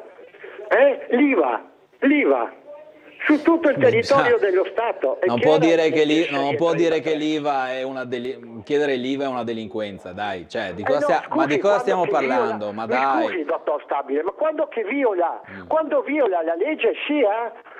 Cosa ha determinato? Me ne stia buono un attimo che ho già parlato con lei, per favore, siamo educati, mi faccia una cortesia. Cosa ha stabilito i confini della Repubblica Italiana? Il trattato di pace. Allora andiamo a vedere dove sono i confini e dove finisce la Repubblica. Tutto qua. Non è una mia ideologia. Ma che confini? Ma cosa sta teoria dicendo? Ma che confini? Ma che confini? Il TLT purtroppo non ha preso piede e non ha preso consistenza. Ma di cosa stiamo parlando? Andiamo a dichiarare guerra alla Slovenia per prenderci la zona B. Ma di cosa stiamo parlando?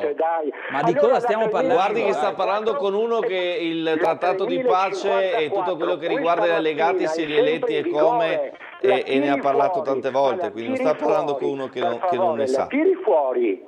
Sì, ma non è che tiri fuori, lo ha già fatto, quindi si informi anche lei con chi sta parlando, perché in questo caso sta sbagliando di grosso, perché è stata una persona che sul tema invece è informato. Ma sì, diciamo che bisogna distinguere due cose. Se noi parliamo, come il telespettatore diceva, di istituzione del TLT, di confine del TLT, il TLT aveva appunto una zona A e una zona B, cioè mi sembra anacronistico, no, andare a cercare o pensare di reistituire il territorio libero di Trieste, no, nel 2025. L'ho detto anche altre volte quando sono venuto qua e quando credo abbia già chiamato il telespettatore.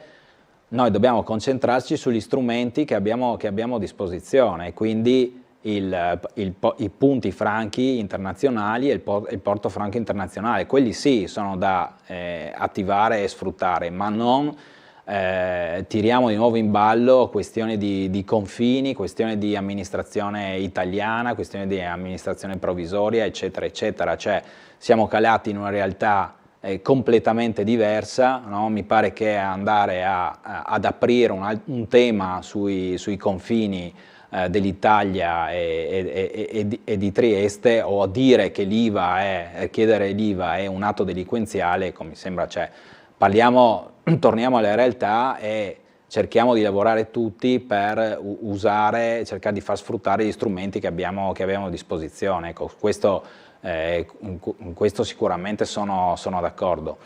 C'è il tema dei punti franchi, insomma, per esempio. C'è il tema dei punti franchi, della possibilità di fare trasformazione industriale nei punti franchi, che va ancora, diciamo, regolamentato e capito come sfruttarlo. C'è il tema, come dicevo prima, anche dello sviluppo si è abbandonata la via della seta con la Cina per questioni, diciamo, nazionali e internazionali. Si sta parlando negli ultimi mesi di via del cotone, e quindi queste sono le tematiche da portare per cercare di portare produzione, commercio e industria sul nostro territorio. Ecco, parlare ancora dei TLT mi sembra anacronistico e improduttivo. Allora, prima abbiamo sfiorato il tema, poi ci ritorniamo perché volevo parlare anche di Porto Vivo, Porto Vecchio. Vedevo la telefonata, poi è scomparsa, quindi non c'è. Allora ci vado ora, perché ci avviciniamo, diciamo così, alla data, dovrebbe essere nel mese di febbraio, quando dovrebbe esserci la gara per i lavori di trasformazioni in Porto Vecchio, Porto Vivo. Vedremo se ci saranno altri partecipanti oltre a Costin, che insomma è il soggetto che si è fatto avanti per un progetto complessivo dell'area, a eccezione degli immobili che restano in capo al comune e a quelli della regione. Sì. Ma sì, in teoria, a detta dell'assessore, la gara dovrebbe partire a febbraio o nei primi mesi di quest'anno. Noi in Consiglio Comunale abbiamo espresso molte perplessità su questo progetto per il metodo con cui è stato portato avanti, perché ricordiamo che il tema cioè la metodologia scelta, cioè quella del project financing, non è, cioè impatta molto poi sul percorso, perché si parte come base dal progetto presentato da Costim. Possono ovviamente partecipare anche altri soggetti, ma diciamo che non è che gli altri soggetti non è che possono presentare dei progetti completamente diversi, possono migliorare quello che è presentato da Costim, o dal punto di vista economico o dal punto di vista progettuale. Noi abbiamo delle perplessità perché di fatto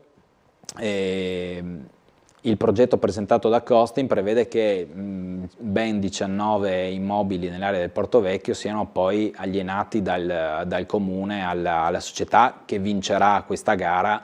Bisognerà vedere, come dicevi tu, se ci saranno altri soggetti che parteciperanno alla gara, ma presumibilmente ci sarà, credo, non è che Costim e forse qualcun altro, ma non credo molti altri soggetti. Quindi di fatto non ci sarà una gara né per avere un progetto, cioè né per poter comparare dei progetti alternativi su quell'area, né per vendere al meglio, se la decisione è quella di vendere gli immobili, per vendere al meglio gli immobili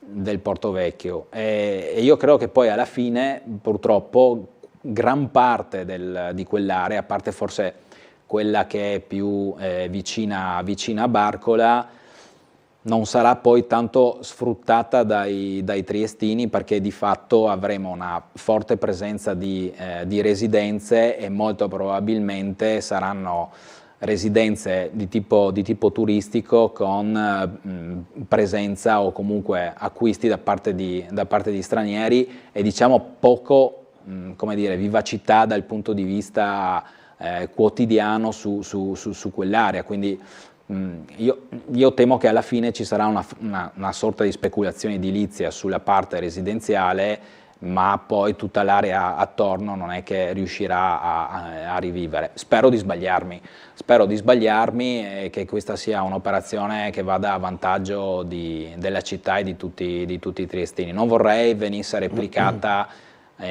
su scala più grande una situazione come Porto Piccolo o come Porto San Rocco a Muggia, ecco, questo è il mio timore.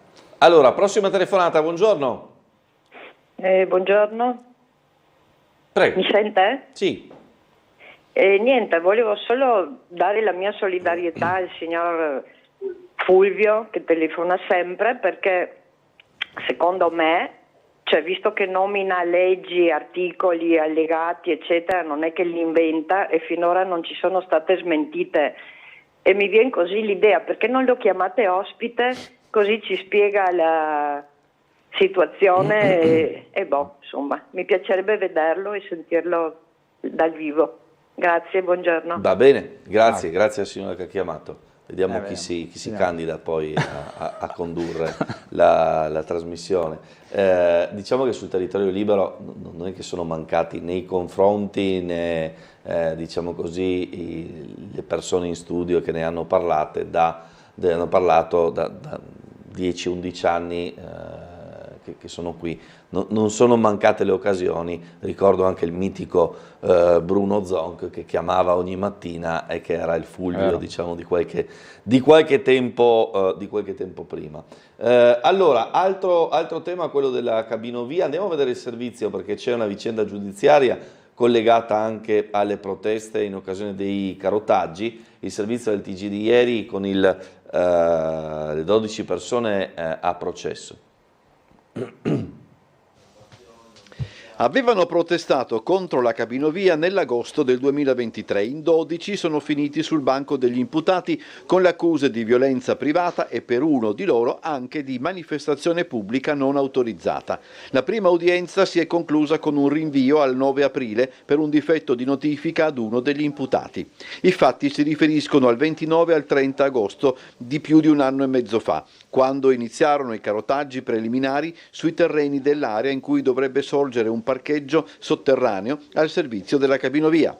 Un gruppo di residenti era sceso in strada per manifestare il proprio dissenso. Secondo la procura, essi avrebbero impedito lo svolgimento dei carotaggi, costringendo gli addetti ad interrompere il lavoro.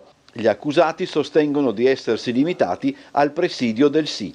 Il primo giorno, secondo la difesa, il carotaggio si sarebbe interrotto causa il maltempo. Il secondo giorno vi sarebbe stato un sabotaggio di cui nessuna delle persone attualmente a processo risulta accusata. In seguito al sabotaggio, sul posto la Digos, oltre a raccogliere elementi utili a smascherarne l'autore, ha cercato di capire se il dissenso fosse stato espresso entro i confini della legge. La procura ritiene di no. Da qui la contestazione di violenza privata e manifestazione non autorizzata. Gli imputati contestano tale ricostruzione, nuova puntata fra poco più di 2 mesi. Allora, questa è la vicenda giudiziaria, poi c'è la vicenda, diciamo così, di merito, di opportunità, lo scontro ormai è aperto tra ricorsi al TAR, questa situazione invece relativa alle proteste e il procedimento che però va avanti dopo la conferma dei fondi. Il senatore Patuanelli aveva detto che non c'erano, poi in realtà c'erano. Ha portato sfortuna Patuanelli come sempre. No, diciamo che io non vedo una partita chiusa, nel senso che le sentenze del TAR di inizio anno tra l'altro hanno una valenza molto forte, soprattutto perché dicono una cosa che dovrebbe essere una banalità, ma che nel procedimento amministrativo della cabinovia non è stata rispettata. Cioè il Comune e Regione sono andati avanti dell'iter amministrativo senza che la struttura della cabinovia sia prevista e inserita nel piano regolatore. Cioè il TAR dice questo, quindi sospende tutti gli atti che dovevano essere successivi poi alla modifica del piano regolatore, e quindi secondo me quella non è una partita chiusa come dice il sindaco. Adesso è in itinere una variante al piano regolatore relativa però, se non ho capito male, alla tratta in linea, cioè quella che passa in Porto Vecchio, e il Consiglio Comunale poi si dovrà assumere, i consiglieri comunali di maggioranza che sono favorevoli a questo progetto si dovranno assumere la responsabilità di dare il via libera alla cabinovia, cosa che invece magari poteva essere diversa, no? Se l'iter amministrativo andava già avanti senza che ci fosse una variante al piano regolatore. Quindi dal punto di vista politico credo che ci sia una grossa novità e questo rafforza il fatto che i consiglieri comunali di centrodestra dovranno assumersi la responsabilità di dire sì o no. Cioè diranno sì ovviamente perché hanno indicazione di dire sì, ma sarà imputabile a loro la responsabilità di questo progetto. L'altra cosa, cioè è chiaro che ogni progetto che riguarda il trasporto pubblico è un progetto o comunque una linea che deve essere finanziata dal pubblico, perché sennò altrimenti non sta in piedi. Però io ho sentito il ministro Salvini quando è venuto a Trieste dire che questa struttura consentirà di spostarsi a 1800 persone all'ora, cioè che è un numero che non sta proprio neanche in piedi per una città come Trieste. Poi dobbiamo capire esattamente a cosa effettivamente serve questa struttura. Oltre a, noi siamo ovviamente contrari anche perché c'è un impatto di tipo ambientale, ma soprattutto perché non risolverà il problema per il quale è stata pensata. i tecnici del comune dicono che c'è un problema di accesso alla città da nord e quindi ipotizzano il fatto che chi viene da fuori parcheggerà a Campo Romano, lascerà la macchina là e arriverà in centro con la cabinovia. A parte che poi il progetto del parcheggio è sottodimensionato, no? Se si vuole arrivare a quei numeri che diceva anche Salvini, ma non vedo perché una persona che viene da fuori Trieste dovrebbe fare questo tipo di percorso, cioè lasciare la macchina officina e poi scendere con la cabinovia in centro. Quindi credo che se verrà realizzata sarà una struttura che ovviamente dovrà essere finanziata, dovremo continuare a finanziarla noi come cittadini attraverso tasse e imposte, e quindi sarà la regione che dovrà accollarsi poi, se inserita nel trasporto pubblico locale, l'onere di esercizio di questa struttura, perché sarà sicuramente sottoutilizzata o non utilizzata. Altra cosa poteva essere se invece si pensava a una struttura di tipo turistico che magari da Barcola arrivasse, non so, a Montegrisa. C'erano delle ipotesi ancora tanti anni fa, c'erano progetti, emozioni, mi ricordo quando ero in consiglio comunale, portate avanti dal consigliere De Gioia. Quello sarebbe ovviamente da valutare anche l'impatto ambientale di quella struttura là, ma diciamo sarebbe una struttura di tipo turistico. Pensare di risolvere il problema dell'accesso alla città con l'ovovia è sicuramente, a mio avviso, sbagliato. Allora, abbiamo una telefonata, la sentiamo, buongiorno. Un buongiorno a voi. Ecco, ieri sono passato per il Porto Vecchio, o Porto Nuovo, o Porto Vivo, come si chiama, e ho visto con meraviglia che non ci sono più i parcheggi nel piazzale dove c'è la sala dei congressi. Non ci sono solamente dei parcheggi per autobus. Io dico, se uno, e poi oltretutto la parte del 26, il viale del 26 carico di macchine, la parte del palazzo, chiamiamolo palazzetto del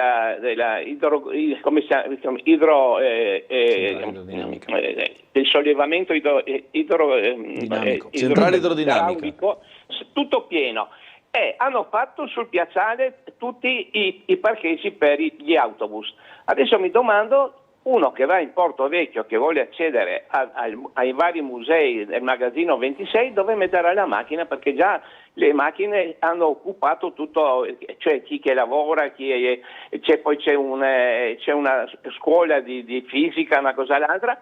Cioè praticamente uno arriva in porto, in piazzale, non ha parcheggi, ha tutto vuoto, perché ci sono i parcheggi per gli autobus, hanno fatto i parcheggi per gli autobus, e i parcheggi per le macchine sono spariti completamente. E io mi domando dove andranno, cioè adesso che inverno no, ma durante l'estate tanta gente va a passeggiare, a fare il giro, parcheggia, va a prendersi il caffè nel bar di Ili, ma basta, finiti i parcheggi. Poi volevo dire, hanno messo gli alberi e hanno asfaltato fino attorno all'albero. L'albero quando crescerà spaccherà tutto, non lo so. Poi hanno messo alberi sempreverdi con alberi che durante logicamente l'inverno non hanno le foglie. No, hanno fatto dei lavori stupidi, secondo me, che dovevano mettere o alberi sempreverdi o alberi che durante l'inverno cadono le foglie. Non riesco a capire questi lavori fatti così alla Carlona. Grazie e buongiorno. Grazie, accerteremo sul discorso dei parcheggi degli autobus, perché non ho visto questa situazione, quindi andremo sicuramente a vedere. Grazie per la segnalazione. Prego. Sì, dal punto di vista dei parcheggi non ho visto questa novità, e quindi mi riservo di approfondire, perché penso che l'ultima volta che sono stato da quelle parti è stato quest'estate, i parcheggi c'erano. Bisogna anche dire che c'è un'area del tutto non utilizzata vicino alla rotatoria di uscita dal centro congressi, quella verso Barcola, che effettivamente è un'area molto ampia e di solito non ci sono, è molto vicina poi al centro congressi, e di solito è sempre vuota, quindi credo, poi tra l'altro da progetto quello dovrebbe essere uno dei parcheggi più importanti dell'area. Dal punto di vista delle alberature non posso esprimermi perché non sono un tecnico, quindi non lo so. Immagino spero che le scelte delle alberature siano state ponderate e fatte accuratamente. È chiaro che poi è una zona in continua evoluzione, quindi credo che non ci saranno problemi poi per andare ad individuare dei parcheggi. Tra l'altro, se non ricordo, uno o due edifici della zona di Porto Vecchio saranno adibiti a parcheggi, quindi c'è un problema attuale, sì, che riguarda tutta la città sui parcheggi. Io per esempio non ho condiviso il fatto di creare un parcheggio dove c'era la sala Tripkovic completamente gratuito, cioè nel senso, in una zona in cui ci sono parcheggi a pagamento, istituire un parcheggio gratuito, è chiaro che poi lì non abbiamo un'alta rotazione delle automobili che stazionano, no? Quindi è chiaro, si è trovata una soluzione tampone, però non può essere quello, secondo me, il modo di ragionare per cercare di risolvere in modo definitivo il problema dei parcheggi. Cioè, in un'area molto centrale non ci possono essere parcheggi gratuiti, altrimenti la rotazione diventa nulla. Quindi uno arriva alla mattina, parcheggia, lascia la macchina là, fai ovviamente un favore a chi viene in automobile e scende magari per lavorare, però non ci può essere, cioè non ci sarà mai un'altra rotazione, certo. Cambia. Allora, ancora 3 minuti, telefonata e risposta flash. Buongiorno.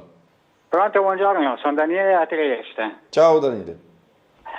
Volevo intervenire per quanto riguarda la sicurezza, perché non capisco a cosa servono pattuglie di poliziotti o carabinieri varie nelle piazze che sono messe lì in cerchio a chiacchierare tra loro, quando invece io penso che dovrebbero chiedere documenti a destra e a sinistra, perché gliele fanno davanti di tutti i colori.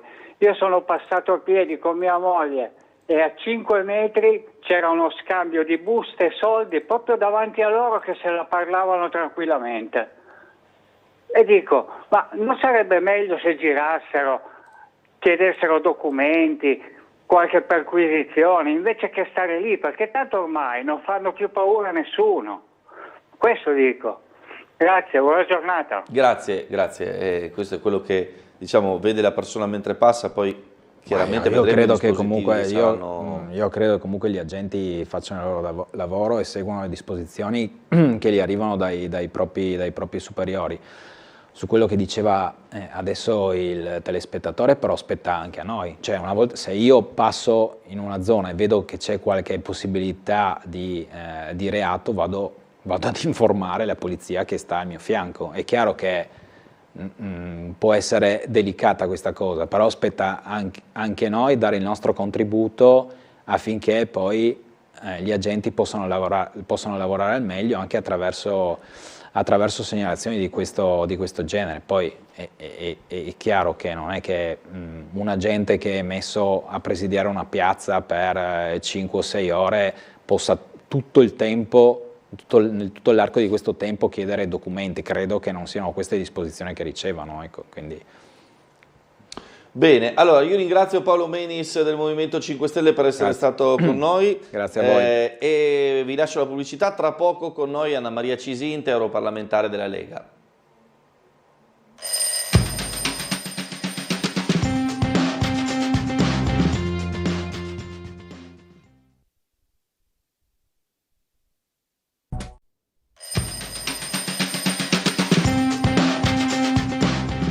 Bentrovati, come preannunciato con noi Anna Maria Cisinta, europarlamentare della Lega, già sindaco di Monfalcone e ora assessore alle priorità strategiche di quel comune. Bentrovata a Tele4. Grazie, buongiorno a tutti e grazie per questa bella opportunità. Allora, Anna Maria Cisint mi segnalava questo tema importante, cioè del fatto che è stato presentato un emendamento al decreto legge mille proroghe relativo all'esclusione delle società partecipate dal fondo vittime per l'amianto, tema molto caro alla città di Monfalcone e anche a quella di Trieste. Sì, il tema dell'amianto per noi è un tema che sentiamo sulla pelle, ovviamente. Non c'è una famiglia nel Monfalconese, noi lo sappiamo lì, ma questo non è un discorso che sicuramente è limitato a Monfalcone, Trieste, ma la Slovenia, un'infinità di altre realtà, magari lo conoscono meno, lo vivono di meno, però il problema gravissimo, la tragedia dell'amianto è una tragedia molto diffusa. Anche perché chi è stato colpito, chi ha semplicemente respirato una fibra può aspettare anche 40 anni prima di veder realizzata la tragedia dell'asbestosi piuttosto che di altre patologie che portano purtroppo alla morte.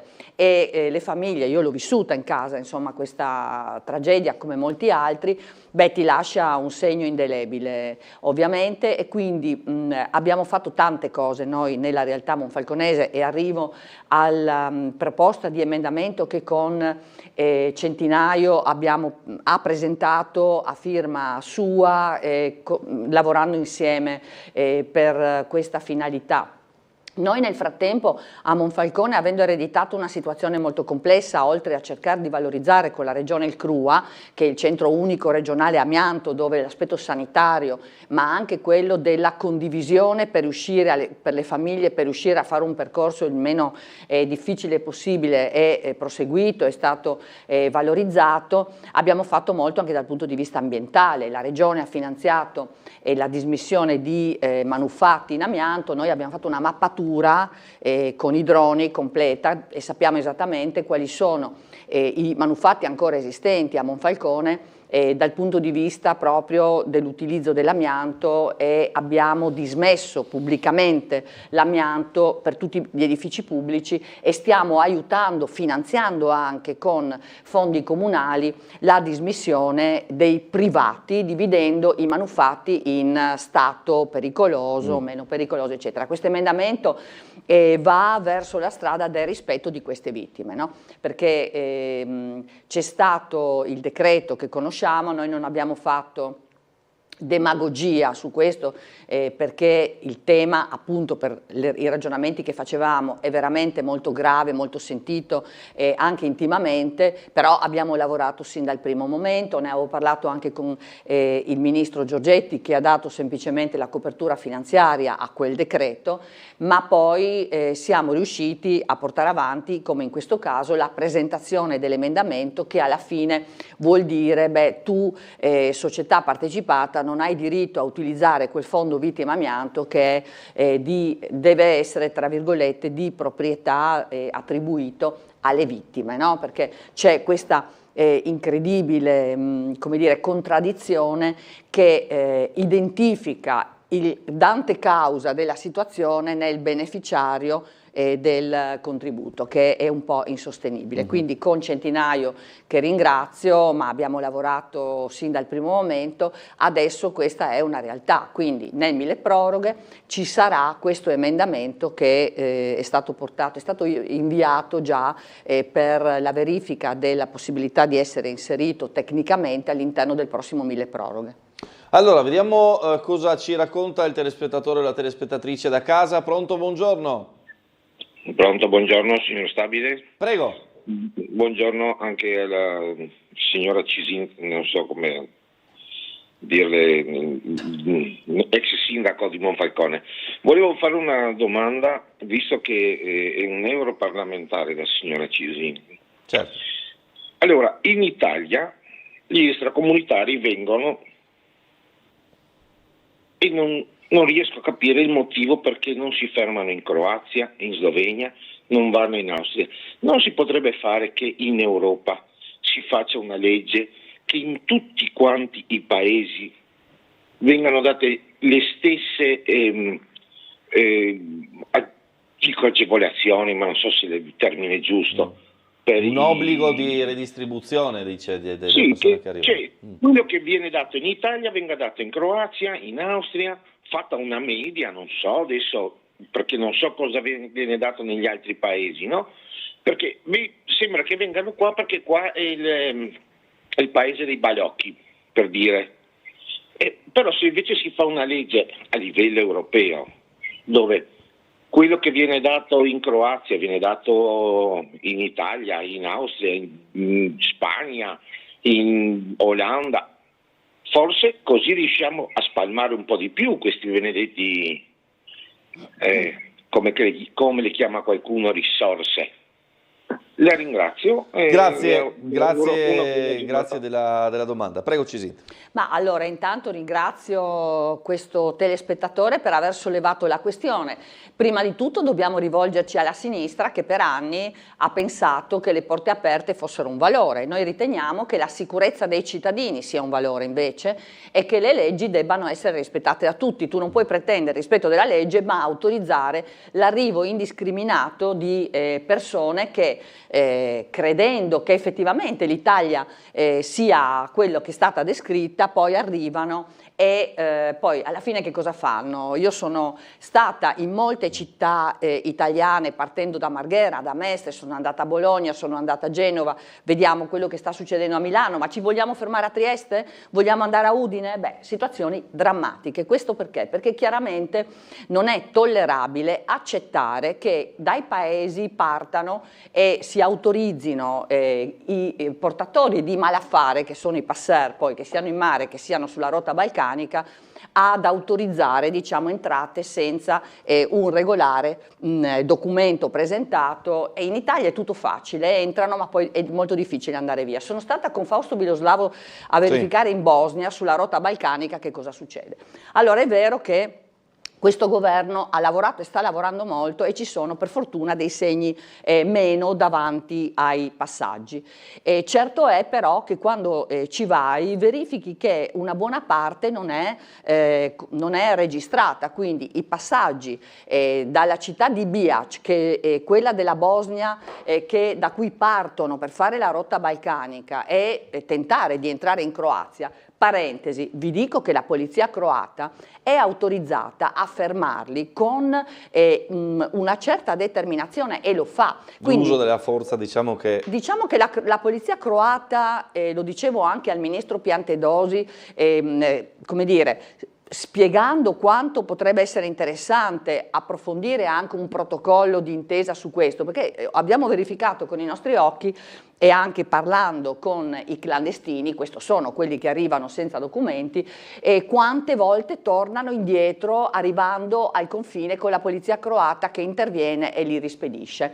Beh, diciamo che poi però c'è un bel numero di persone che attraversano comunque il confine e arrivano e nel momento, per le leggi italiane, nel momento in cui, e anche per questa modalità di accettazione che la sinistra e anche le cooperative per benefici economici sicuramente hanno avuto, arrivano e nel momento in cui arrivano possono rimanere un'infinità di numero di anni, perché non c'è sicuramente tanta difficoltà, diciamo, se soprattutto tu impugni una negazione a rimanere, non c'è tanta difficoltà a far passare il tempo a causa di norme che spesso sono giuste ma che poi davanti al giudice diventano più morbide. Quindi non è tanto un discorso di diritti ma è un discorso di doveri, nel senso che se c'è questa facilità di passaggio via mare o via terra, noi dobbiamo renderci conto che è ben prima che vanno posti i freni. Quindi ho fatto delle interrogazioni già, ho parlato anche tra l'altro con chi è stato direttore di Frontex, che è nel mio gruppo in Europa, e abbiamo insieme costruito un modello perché l'obiettivo è quello di dire, beh, tu guarda che quando arrivano devi avere dei centri che li respingono prima del confine europeo. In questo caso, e per Trieste è una cosa molto importante, lo è in realtà anche per tutti i paesi, le cittadine che poi lambiscono il Carso e le autostrade, no? Ma la questione è, tu non puoi avere dei centri che non sono di respingimento. A Bihac c'è un centro che accoglie tutti coloro che sono respinti, diciamo, dalla polizia croata, ma lì anziché dire, beh, adesso noi vi diamo da mangiare, ma poi voi non potete ripartire per rifare la rotta balcanica, quello che è chiamato The Game, sì, li accettano, danno da mangiare, siamo stati, ho visto con i miei occhi, ho parlato anche con loro, li prendono, ti do le scarpe per rifare la parte di collina, montagna,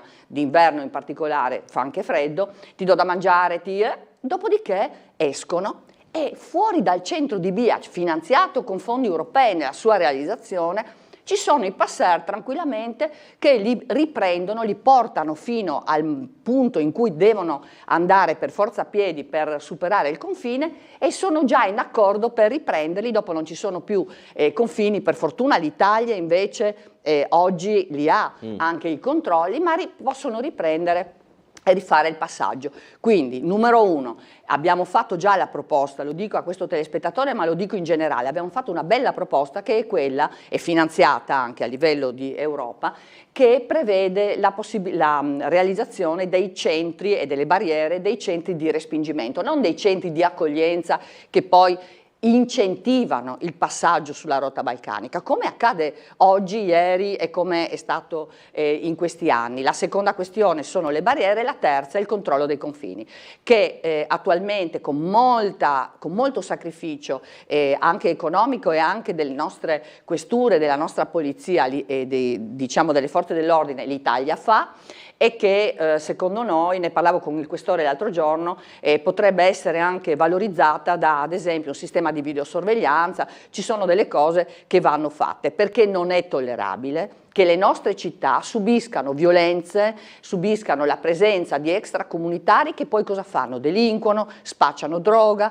le risse a cui assistiamo sono numerose. Se mi permetti ancora una piccola cosa, in questi giorni stiamo costruendo una proposta di legge perché riteniamo che anche i reati ostativi che la norma prevede come necessari per revocare le protezioni speciali e internazionali, reati ostativi che possono essere dei delitti di cui poi c'è sentenza, quindi il giudice ha detto tu sei un delinquente e diventino un automatismo nella revoca di questa autorizzazione a rimanere in Italia, perché purtroppo la giurisprudenza, la Cassazione del 19 ha detto no, ma anche se tu sei stato condannato perché hai violentato una ragazza, beh sai che c'è, non è possibile che ci sia un automatismo nel revocarti la possibilità di rimanere in Italia, perché ogni caso va visto di per sé. Noi riteniamo che se il giudice ha già deciso, ha detto che tu sei stato responsabile di quel reato, tu non possa rimanere. Ecco. Anche dal punto di vista esatto, ci deve essere un automatismo, perché anche i messaggi devono essere più sani, perché una delle cose che ci hanno detto queste persone che aspettavano di rifare ad esempio la rotta balcanica è stata, beh ma noi veniamo perché in Italia tutti ci dicono che si sta bene e tranquillamente, anche se succedono delle cose, noi comunque abbiamo la possibilità di rimanere. Questo è intollerabile anche per un concetto di sicurezza ma di giustizia sociale. Allora, c'è un'altra telefonata, la sentiamo prima della pubblicità. Buongiorno. Buongiorno, allora perfettamente d'accordo con quello che ha detto la sua ospite e saluto. Ecco, innanzitutto la Croazia e la Slovenia sono come un'onda, li mandano indietro, poi li rimandano avanti, perché ci sono passer anche sloveni, croati che li portano per il nostro confine, purtroppo che non abbiamo perché è come un colabrodo, vengono da tutte le parti. Un'altra cosa, solidarietà alle forze dell'ordine, perché queste forze dell'ordine li prendono, li portano in tribunale e poi li rilasciano. Non c'è una legge che fa stare dentro queste persone che delinquano. Io l'altro giorno ero al Domio che aspettavo la 21, mi si avvicina uno, mi fa dammi i soldi che non ho da mangiare, no, io non ti do niente. Ma tu sei italiana, devi darmi a me che sono straniero. Io avevo già la mano in borsetta, giro con lo spray al peperoncino. E ha detto, ma scusa, perché sei venuto in Italia se qui mori di fame? Perché mi hanno portato, ma potevi non venire. Ma in Italia devono assisterci, devono darci delle cose. Ma dico io, ma sta gente è prepotente. E le forze dell'ordine, anche adesso queste zone rosse, andranno a delinquere in qualche altra via. Non è che servono tanto, non è che il signore mi venga a dire che devono fermare quei documenti. Non serve, questa gente bisogna mandarla via. Non c'è niente da fare, Trieste è sempre stata una città ospitale, ma adesso signori abbiamo un po', scusate delle espressioni, le scatole piene. Lei non può andare in bus che devi stare attenta alla borsetta perché ti vengono soldi, ti spingono. E poi tra l'altro vengono qui con 3-4 figli e li mantiene anche il comune? È giusta questa cosa? Scusate, vi ringrazio, buongiorno. Grazie alla signora che ha vissuto in prima persona una situazione difficile e complicata, insomma, che mette paura. Sì, ma in effetti è così, purtroppo, ma non è a Trieste, è ovunque, e la ragione è quella che dicevo, cioè il lassismo è un danno per chi è onesto. Autorizzare comportamenti sbagliati è sbagliato anche per chi invece è serio e fa le cose per bene. Noi dobbiamo, il governo lo sta facendo, devo dire, con delle norme anche che via via ci aiutano. Adesso devono farlo un po' anche gli organi di giustizia, no? Perché quello che ha detto la signora è vero. Io purtroppo sono sempre franca in quello che cerco di portare avanti, ma con grande rispetto verso tutti. Certamente se ci sono delle norme, però poi nel momento del giudizio queste vengono rese molto più blande e non portano al risultato che la norma prevede, allora è inutile che ci sia un organo legislativo, perché se una norma dice che se tu delinqui ti deve essere revocato e tu non puoi rimanere in Italia, così deve essere. Cioè non ci può essere un ragionamento del rispetto del delinquente, di cui c'è sentenza, che mortifica il valore dell'interesse generale. Cioè è una cosa che non può starci.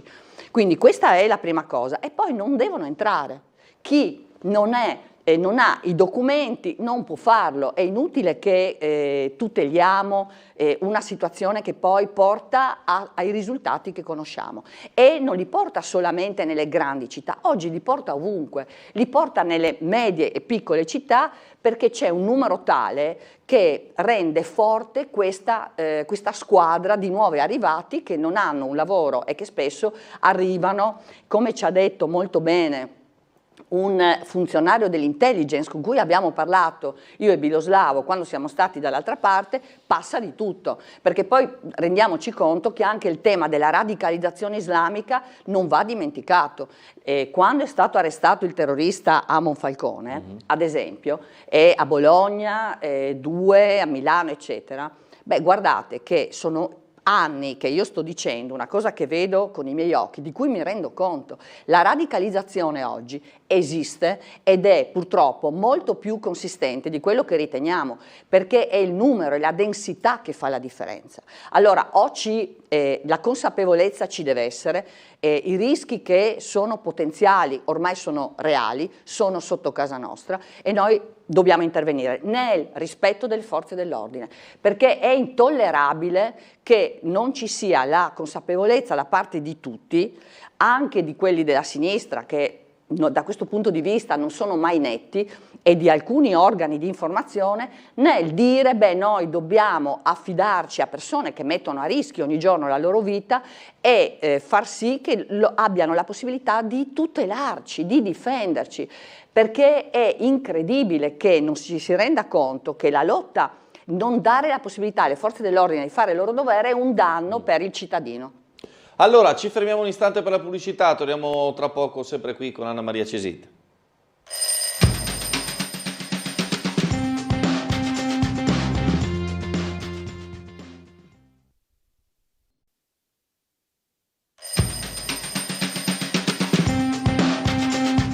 Bentrovati ancora a Sveglia Trieste con Anna Maria Cisint. Proseguiamo anche sul fronte politico perché insomma la campagna elettorale per l'elezione a sindaco è entrata nel vivo. Abbiamo sentito 2 giorni fa le parole di Luca Fasan, candidato a sindaco per il centrodestra. Ieri abbiamo sentito in risposta a Diego Moretti del centrosinistra nel servizio di Bernardo Gulotta. Riandiamo a sentire quel servizio, così poi sicuramente innescheremo un po' la nostra ospite.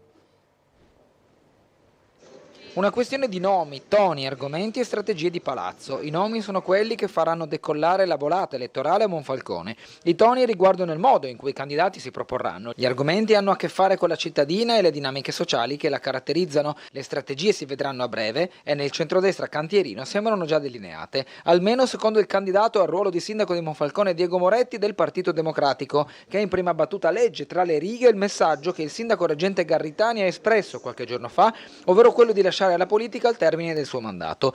Secondo Moretti questa è l'evidenza che fare il sindaco per conto terzi, così lui definisce, non è cosa semplice. Non posso che esprimere personalmente il dispiacere perché con Garritani c'è sempre stato un rapporto corretto e mai Garritani in questi mesi si è associato al linguaggio veramente violento e alla volontà di conflitto che invece Cisint e la Lega hanno posto rispetto ad alcune questioni in particolare.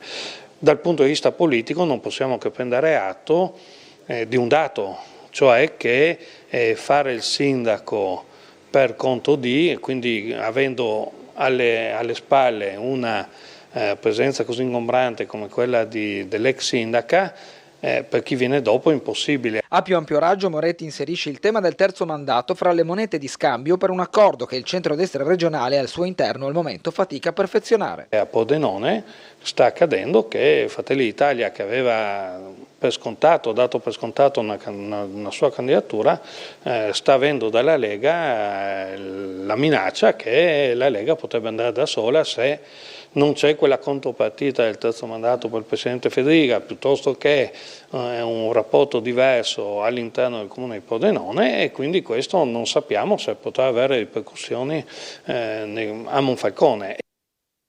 Allora, il Moretti dice, insomma, fare il sindaco per conto terzi non paga, insomma, traduco. Allora, guardi, io capisco Moretti, no? Che è arrivato a un punto in cui a lavorare non può tornare, ha finito il suo percorso in Consiglio regionale, non abita a Monfalcone, in questi 8 anni non si è mai fatto vedere, anzi ha tentato di creare grandi danni, perché poi io ho seguito tutta la politica regionale logicamente, e quando c'è stato per fortuna il presidente Fedriga, la maggioranza, il consigliere Caligaris, che hanno portato avanti temi che poi sono stati realizzati di opere pubbliche, di valore per il territorio, la nautica, il discorso ad esempio importantissimo del litorale, del Carso eccetera, lui cosa faceva? Lui lottava contro Monfalcone, no? Io ho le testimonianze anche degli audio di quello che lui diceva, e se ci fosse stata la possibilità per lui di scegliere, Monfalcone avrebbe avuto 65 milioni di meno rispetto a quelli che noi abbiamo portato in città. Adesso che cosa ha pensato? Lui abita mi pare a Capriva, ha pensato che quella può essere una strada, del resto lo capisco pure. Quindi posto il tema che non si capisce bene che cosa ci venga a fare a Monfalcone uno che si è disinteressato di una città molto difficile e complessa, che però porta un grande PIL export alla regione e che vive problemi sociali giganteschi, se non colpire e cercare di affondare costantemente. Io che ho fatto il sindaco per 8 anni e in democrazia prevale l'idea del cittadino, sono stata votata nel 2022 con il 73,3% delle preferenze, quindi voglio dire non è che io sia lì perché ci è arrivata un battezzo dall'alto, no, sono stati i cittadini a dire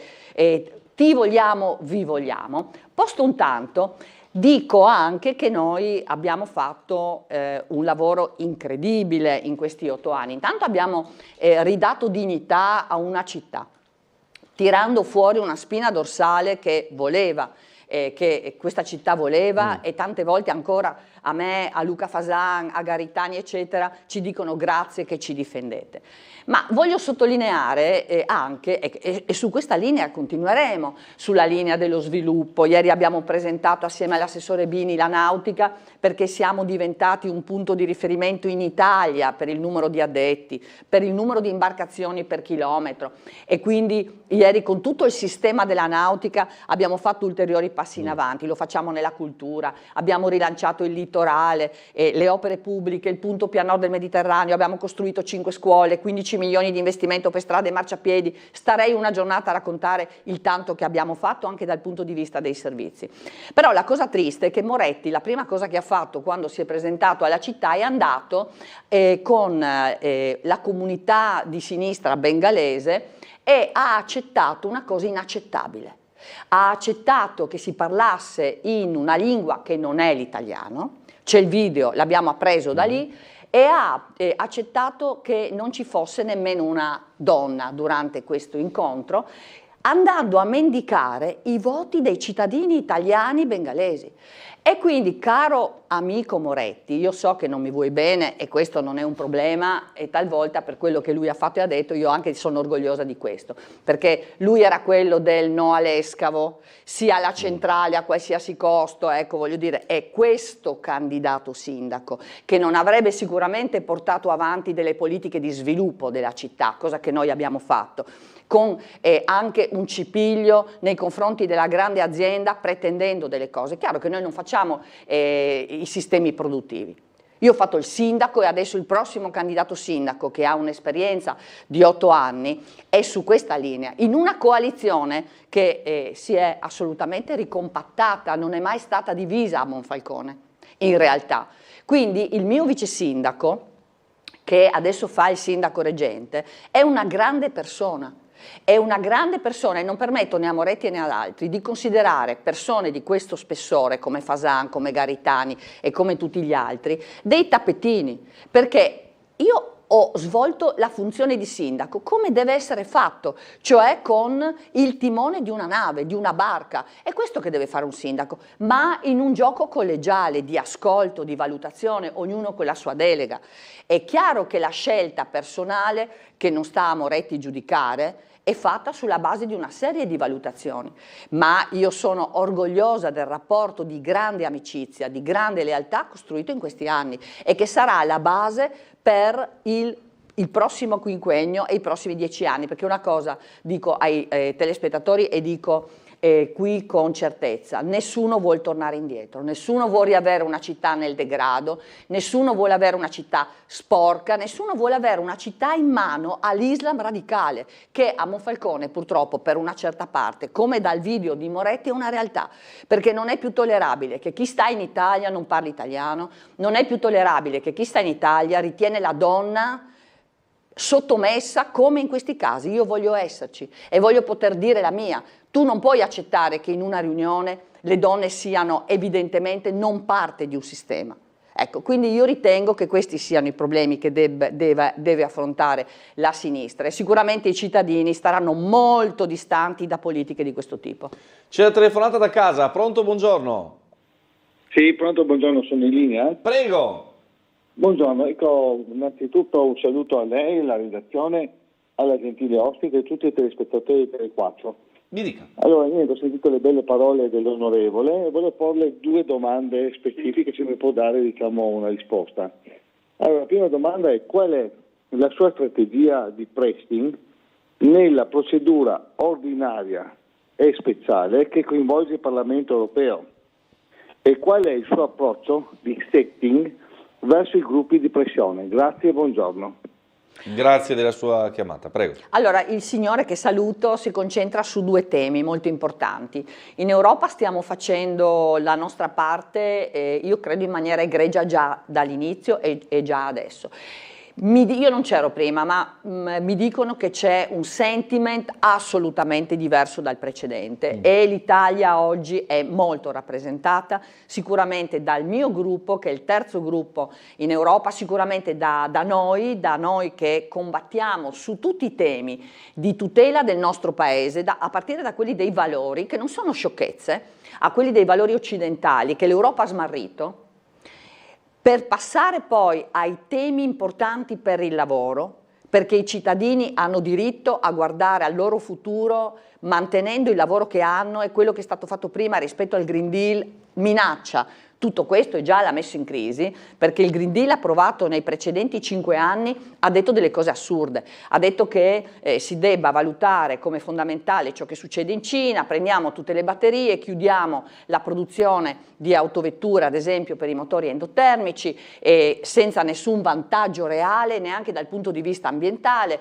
ha detto imponiamo le tasse affinché non si venga più in porto a Trieste né a Gioia Tauro, ma per il transshipment si vada a Tangeri, come se l'Europa fosse il nucleo del problema della CO2, quando incide per il 7% e l'Asia per più del 50%. Quindi noi stiamo combattendo anche queste situazioni, abbiamo addirittura già proposto anche alla parte di maggioranza, di cui fa parte ovviamente il PPE all'interno del quale c'è Forza Italia, alcune strategie che devo dire in un incontro che anche abbiamo avuto l'altro giorno ci accompagnano in questo risultato. Abbiamo già ottenuto ad esempio 3 volte di spaccare la maggioranza e ottenere l'approvazione di provvedimenti utili ai nostri cittadini. La stessa cosa, quindi dicevo, i valori, dicevo, i provvedimenti già adottati, già legge, che sono drammatici perché portano già dal 25 sanzioni a tutti i livelli,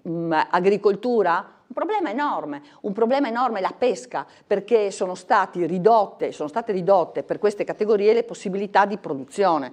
Cioè tu non puoi bloccare l'utilizzo dei fitofarmaci, però accettare che dai paesi extraeuropei, dai paesi terzi, si possano importare prodotti realizzati con questi... Ecco, allora noi su questo stiamo combattendo e devo dire che c'è una grande consapevolezza. Purtroppo la von der Leyen ha fatto delle scelte assolutamente sbagliate, perché Fitto sta facendo il suo e lo sta facendo bene, però all'ambiente c'è una commissaria che è una veramente ideologica pura, che arriva dalla Spagna e che si chiama Ribera e che è convinta rispetto ad esempio ad obiettivi che lei ritiene fondamentali per la tutela dell'ambiente, ma che in realtà sono una tragedia per la sostenibilità sociale, economica e occupazionale. Però nella maggioranza devo dire che c'è da parte di Forza Italia un'attenzione su questo. Noi, soprattutto come Lega, all'interno di questo gruppo, davvero stiamo facendo la differenza. Dopodiché devo dire che per quanto riguarda l'aspetto della lobbistica, che probabilmente è quella a cui si riferiva la seconda domanda, anche su questo abbiamo le idee molto chiare nella suddivisione della lobbistica, perché una cosa è quando incontri le confederazioni dei piccoli artigiani, ad esempio Confetra, che si occupa di portualità, che si occupa di ferrovia, di trasporti, ma di aziende medio-piccole, un'altra è quella della lobbistica che ha tenuto molto in considerazione la von der Leyen e la maggioranza e che hanno a che vedere con altri interessi che noi combattiamo, ma lo dico con orgoglio e lo dico anche con la consapevolezza del tanto che stiamo riuscendo a portare avanti, però ci vuole da parte di tutti la consapevolezza del supporto, perché quello che facciamo in Europa diventa tanto più importante se c'è la pressione anche dei paesi, e questo avviene parlandone e raccontandolo anche attraverso gli organi di informazione come stiamo facendo adesso, e vi ringrazio. Un attimo di pubblicità, poi l'ultimo blocco con Anna Maria Cisint.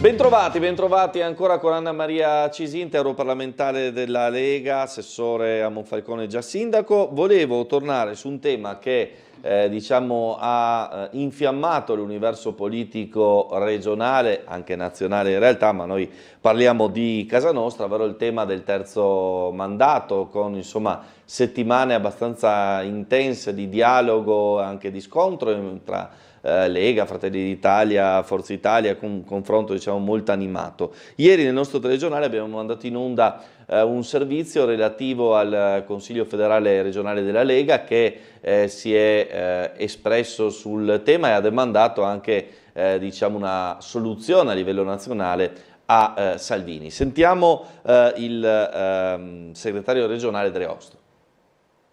Nel Consiglio federale che si è riunito ieri, la Lega ha dimostrato, secondo me, con estrema chiarezza quanto il nostro movimento sia coeso e soprattutto ha ribadito il proprio sostegno a quello che è il buon governo delle amministrazioni regionali. Dopo il direttivo di Fratelli d'Italia è stata la Lega a riunire il Consiglio federale e regionale per fare il punto sulle varie situazioni che stanno creando un po' di mal di pancia nelle maggioranze di centrodestra a tutti i livelli istituzionali. Una su tutte, il terzo mandato. Per rimanere a questioni, diciamo così, locali, il caso Veneto, con i leghisti pronti a correre da soli alle regionali con o senza Zaia, appare come un'anticipazione di quello che potrebbe accadere in Friuli Venezia Giulia più avanti. In Veneto evidentemente c'è un problema contingente, un problema che va risolto con il buon senso e così si dovrà fare anche in Friuli Venezia Giulia. L'auspicio è che non vi siano spaccature, ma ritengo che attraverso un dialogo costruttivo si possa dirimere la questione. La questione si può risolvere solo a livello nazionale, in un senso o nell'altro, anche se il governo per ora non ha alcuna intenzione di assecondare le insistenti richieste di Salvini. Il Consiglio federale di ieri poi ha dato mandato al segretario federale Matteo Salvini affinché tratti la questione e veda di risolverla su quelli che sono i tavoli della maggioranza romana. Sulle candidature alle prossime comunali, dove pure si iniziavano a registrare frizioni e spaccature, a Pordenone nella Lega minacciava di correre da sola e non nella coalizione che appoggerà Basso per il post Ciriani. Una pezza è stata messa e si è trovato l'accordo. L'avere trovato ancora una volta sinergia sulle candidature unitarie nei comuni di Pordenone e Monfalcone che andranno al voto la prossima primavera dimostra secondo me come su temi importanti la maggioranza in questa regione trovi sempre la quadra. Ora, queste le parole del segretario regionale su un tema che insomma proprio internamente al centrodestra insomma si è veramente ha creato tanta contrapposizione nelle ultime settimane. Come la pensa la Cisinta? Ma allora intanto io penso che come sempre fa e sa fare il centrodestra ha parlato, si sono visti, ci siamo visti, sono stati fatti tanti ragionamenti e le soluzioni anche per le amministrative Pordenone e Monfalcone sono quelle che già conosciamo. Questo significa grande rispetto del cittadino, prima di tutto perché la valutazione è sempre quella. Qual è la finalità di ciò che facciamo? Dare delle risposte alle città. Monfalcone e Pordenone hanno la via e stiamo lavorando. Per quanto riguarda il terzo mandato, allora io penso che in una società in cui al Parlamento ci sono delle persone bravissime ma che sono lì da una vita, dare la parola ai cittadini per farsi governare da chi ritengono il più adatto, il migliore, sia una cosa di grande giustizia. E quindi per questa ragione io penso che quando hai delle persone brave sarebbe meglio non farsele scappare o comunque dare la parola ai cittadini mantenendo la possibilità di farsi governare da chi ha dimostrato di saperlo fare e bene. Nel caso specifico del Veneto non c'è dubbio che Zaia, io frequento molto il Veneto e non c'è dubbio che Zaia continua a essere il doge nella visione dei cittadini del Veneto, non soltanto di quelli della Lega, dei cittadini del Veneto. Quindi perché non rispettare il cittadino del Veneto che ha individuato un governatore che ben ha fatto e ha governato in maniera rispettosa anche del sentire del Veneto, il Friuli Venezia Giulia. Beh, io ho fatto il sindaco anche prima di Fedriga e sono cittadino di questa regione da sempre e ho fatto il tecnico nei comuni prima, quindi io li ho visti i presidenti, no? Ma uno come Fedriga, il Friuli Venezia Giulia non l'ha mai avuto. E lo dico perché saprei argomentare anche ragioni che magari non sono tanto conosciute dal cittadino che non approfondisce. Allora la mia domanda è, noi dobbiamo per forza riuscire a guardare al domani sapendo che le sfide sono complesse e che bisogna affidarsi a persone capaci e Fedriga ha dimostrato di esserlo, quindi la scelta del cittadino passa, secondo me, attraverso questi ragionamenti che sono molto importanti e sono certa che su questa linea poi la politica di centrodestra che ha le finalità che dicevo prima saprà muoversi, cosa che ha fatto. Quindi io direi che certamente a volte anche per i confronti che devi fare discuti, però poi noi ci ritroviamo sempre e lo facciamo nel rispetto di quello che è l'obiettivo fondamentale, che non è quello della sinistra, che ha in mente molto spesso purtroppo sedie, situazioni diverse che non hanno nulla a che vedere con l'obiettivo finale che è questo. Quindi abbiamo discusso, ci sono state sicuramente delle tensioni, sono certa che anche sul terzo mandato si troverà la soluzione migliore, che per me è dare la parola ai cittadini della scelta del governatore migliore, che in questo caso è l'attuale presidente, ma su tutto il resto l'analisi produce sempre il miglior risultato e infatti la soluzione è arrivata. Allora, sentiamo ancora una telefonata, buongiorno. Buongiorno Pronto? a voi. Prego. Allora, prima di tutto buongiorno a lei, buongiorno alla onorevole signora o signora onorevole, come vuole, che non è la stessa cosa ma se li merita ambedue. Grazie. E secondo me, prima di tutto volevo chiarire due cose. La prima, quando parlavamo, purtroppo torniamo indietro perché la trasmissione è andata avanti quando io ho cercato di telefonare. Sì. Volevo dire, quando abbiamo visto a Trieste che i poliziotti sloveni sono entrati in Trieste in grande viabilità, sono scesi in via Baiamonti, hanno fermato la macchina del passer, li hanno messi a pancia a terra e li hanno ammanettati e poi li hanno consegnati ai nostri poliziotti, i quali hanno fatto quello che fanno sempre, i tassisti.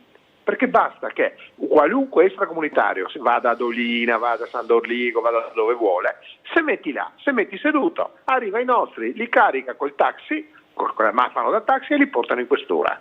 Ecco, questo è quello che fa la polizia, perché una cosa è il governo del fare, una cosa è il governo del far finta di fare. Quello che a Napoli dicono facimmamuine.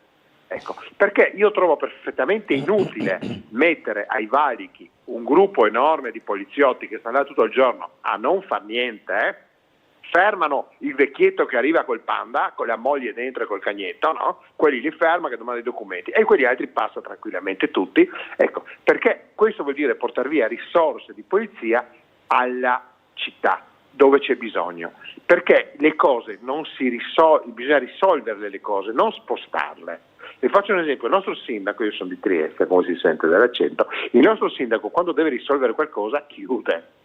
C'era un problema di un vecchietto che viveva in via Udine, ha messo una rete per non farli entrare. C'era il problema del silos, ha chiuso il silos. Cosa è successo? Che quelli che erano dentro il silos si sono sparsi da tutte le parti. Adesso cosa fa? Adesso fa 4 zone rosse. Benissimo. Cosa fa? Che i delinquenti non andrà più nelle zone rosse, andrà nelle altre. Allora faremo 8 zone rosse, faremo 12. Bisogna risolvere i problemi alla radice. Non bisogna solo cercare di reprimere. Qua si guarda solo i numeri, abbiamo più polizia, abbiamo più questo, non ha importanza che ci sia tanta gente, ha importanza che chi c'è faccia il lavoro che serve, ma qui le cose che servono non si fanno. L'esempio più grande è l'Ovovia a Trieste, una cosa inutile, dico inutile, perché ai cittadini non serve un tubo, serve a chi? Ai turisti, vabbè, vivremo con i turisti, la faremo come Venezia, ma non è questo. Se uno mi regala un elicottero, io non posso prenderlo perché mantenerlo costa tantissimo.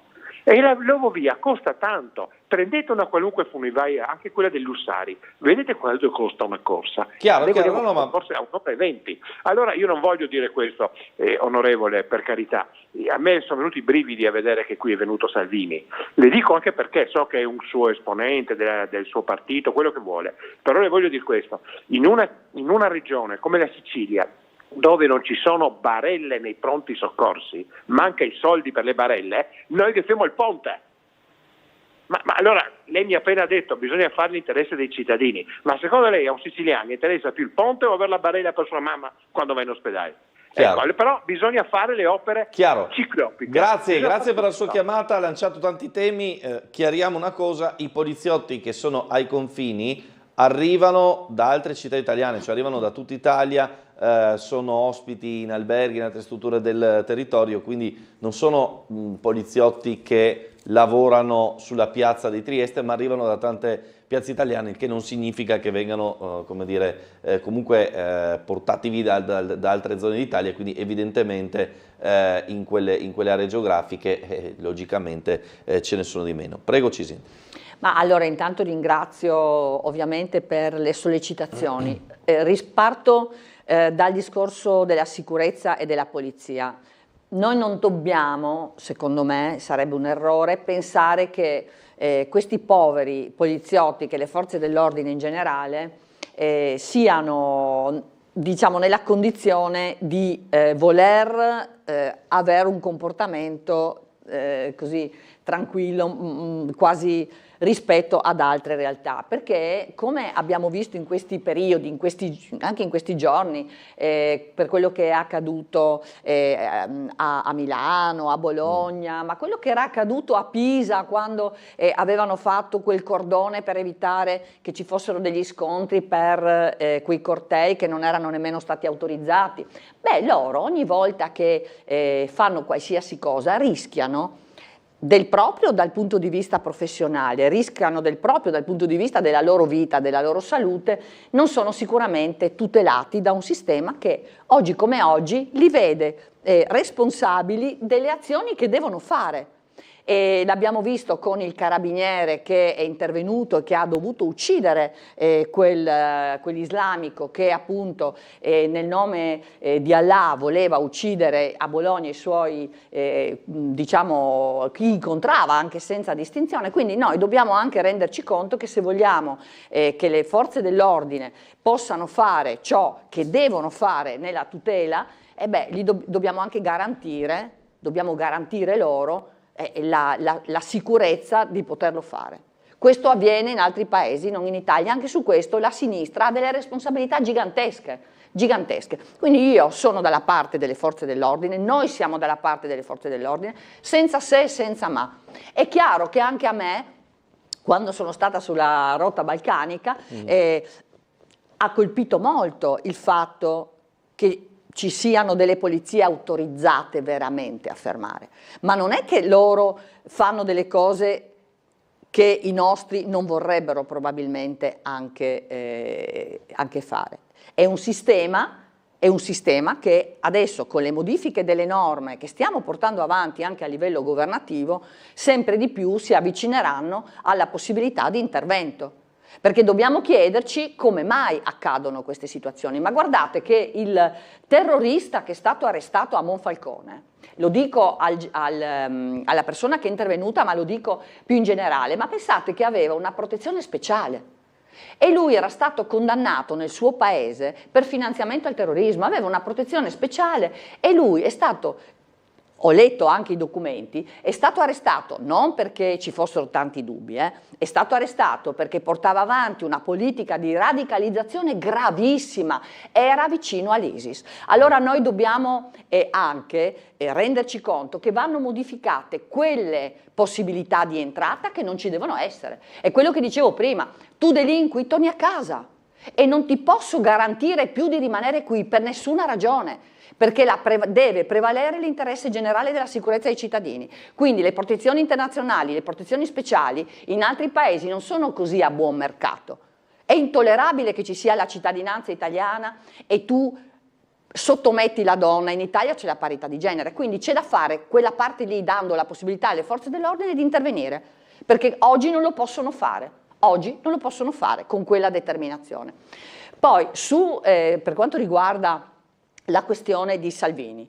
Ma Salvini si è preso in carico, lo dico, senza neanche la possibilità di essere smentita, perché io ho fatto il tecnico e come ragiono, vado a vedere tutte le cose, anche le analizzo dal punto di vista tecnico. Si è preso in carico delle cose mai risolte, che sono pesantissime. E quindi quando tu fai i lavori, io che ho portato avanti a Monfalcone molti lavori, per fare la rotonda, il cantiere c'era. E adesso lo stiamo concludendo? Bene, adesso ci sarà un grande vantaggio di viabilità, perfetto, ma se tu non fai i cantieri per fare i lavori, come puoi migliorare le infrastrutture? Quindi quello che lui sta facendo ha preso in carico un'infinità di cantieri che erano bloccati, di soldi fermi. E senza le assumersi anche il rischio. Bisogna anche assumersi. Inoltre le dirò un'altra cosa, che comunque le infrastrutture sono un volano incredibile, anche il ponte lo è. Perché certamente la sanità è senza la valorizzazione, ma ci sono stati anche su questo fatti degli errori enormi, ma ci ricorderemo quanto danno ha causato, ad esempio, il fatto dei numeri chiusi senza raziocinio alle università, perché oggi la mancanza di medici, la mancanza di infermieri passa anche da lì. ci sono degli incrementi di finanziamento della legge di stabilità, sia nazionale che regionale, che portano il valore dell'investimento in sanità a livelli altissimi. Ma questo non significa che il volano delle infrastrutture, che la vicinanza anche della Sicilia, ad esempio in questo caso al continente, non sia un valore economico importante. Questo vale come ragionamento su tutto. Bisogna investire perché si deve avere una visione, bisogna fare il marciapiede, sistemare il marciapiede, lavorare sulla sanità che è fondamentale, ma bisogna anche avere una visione di sviluppo. Grazie Anna Maria Cisit, dobbiamo chiudere, tutto per Sveglia Trieste, grazie per essere stati con noi. Grazie e buona domenica.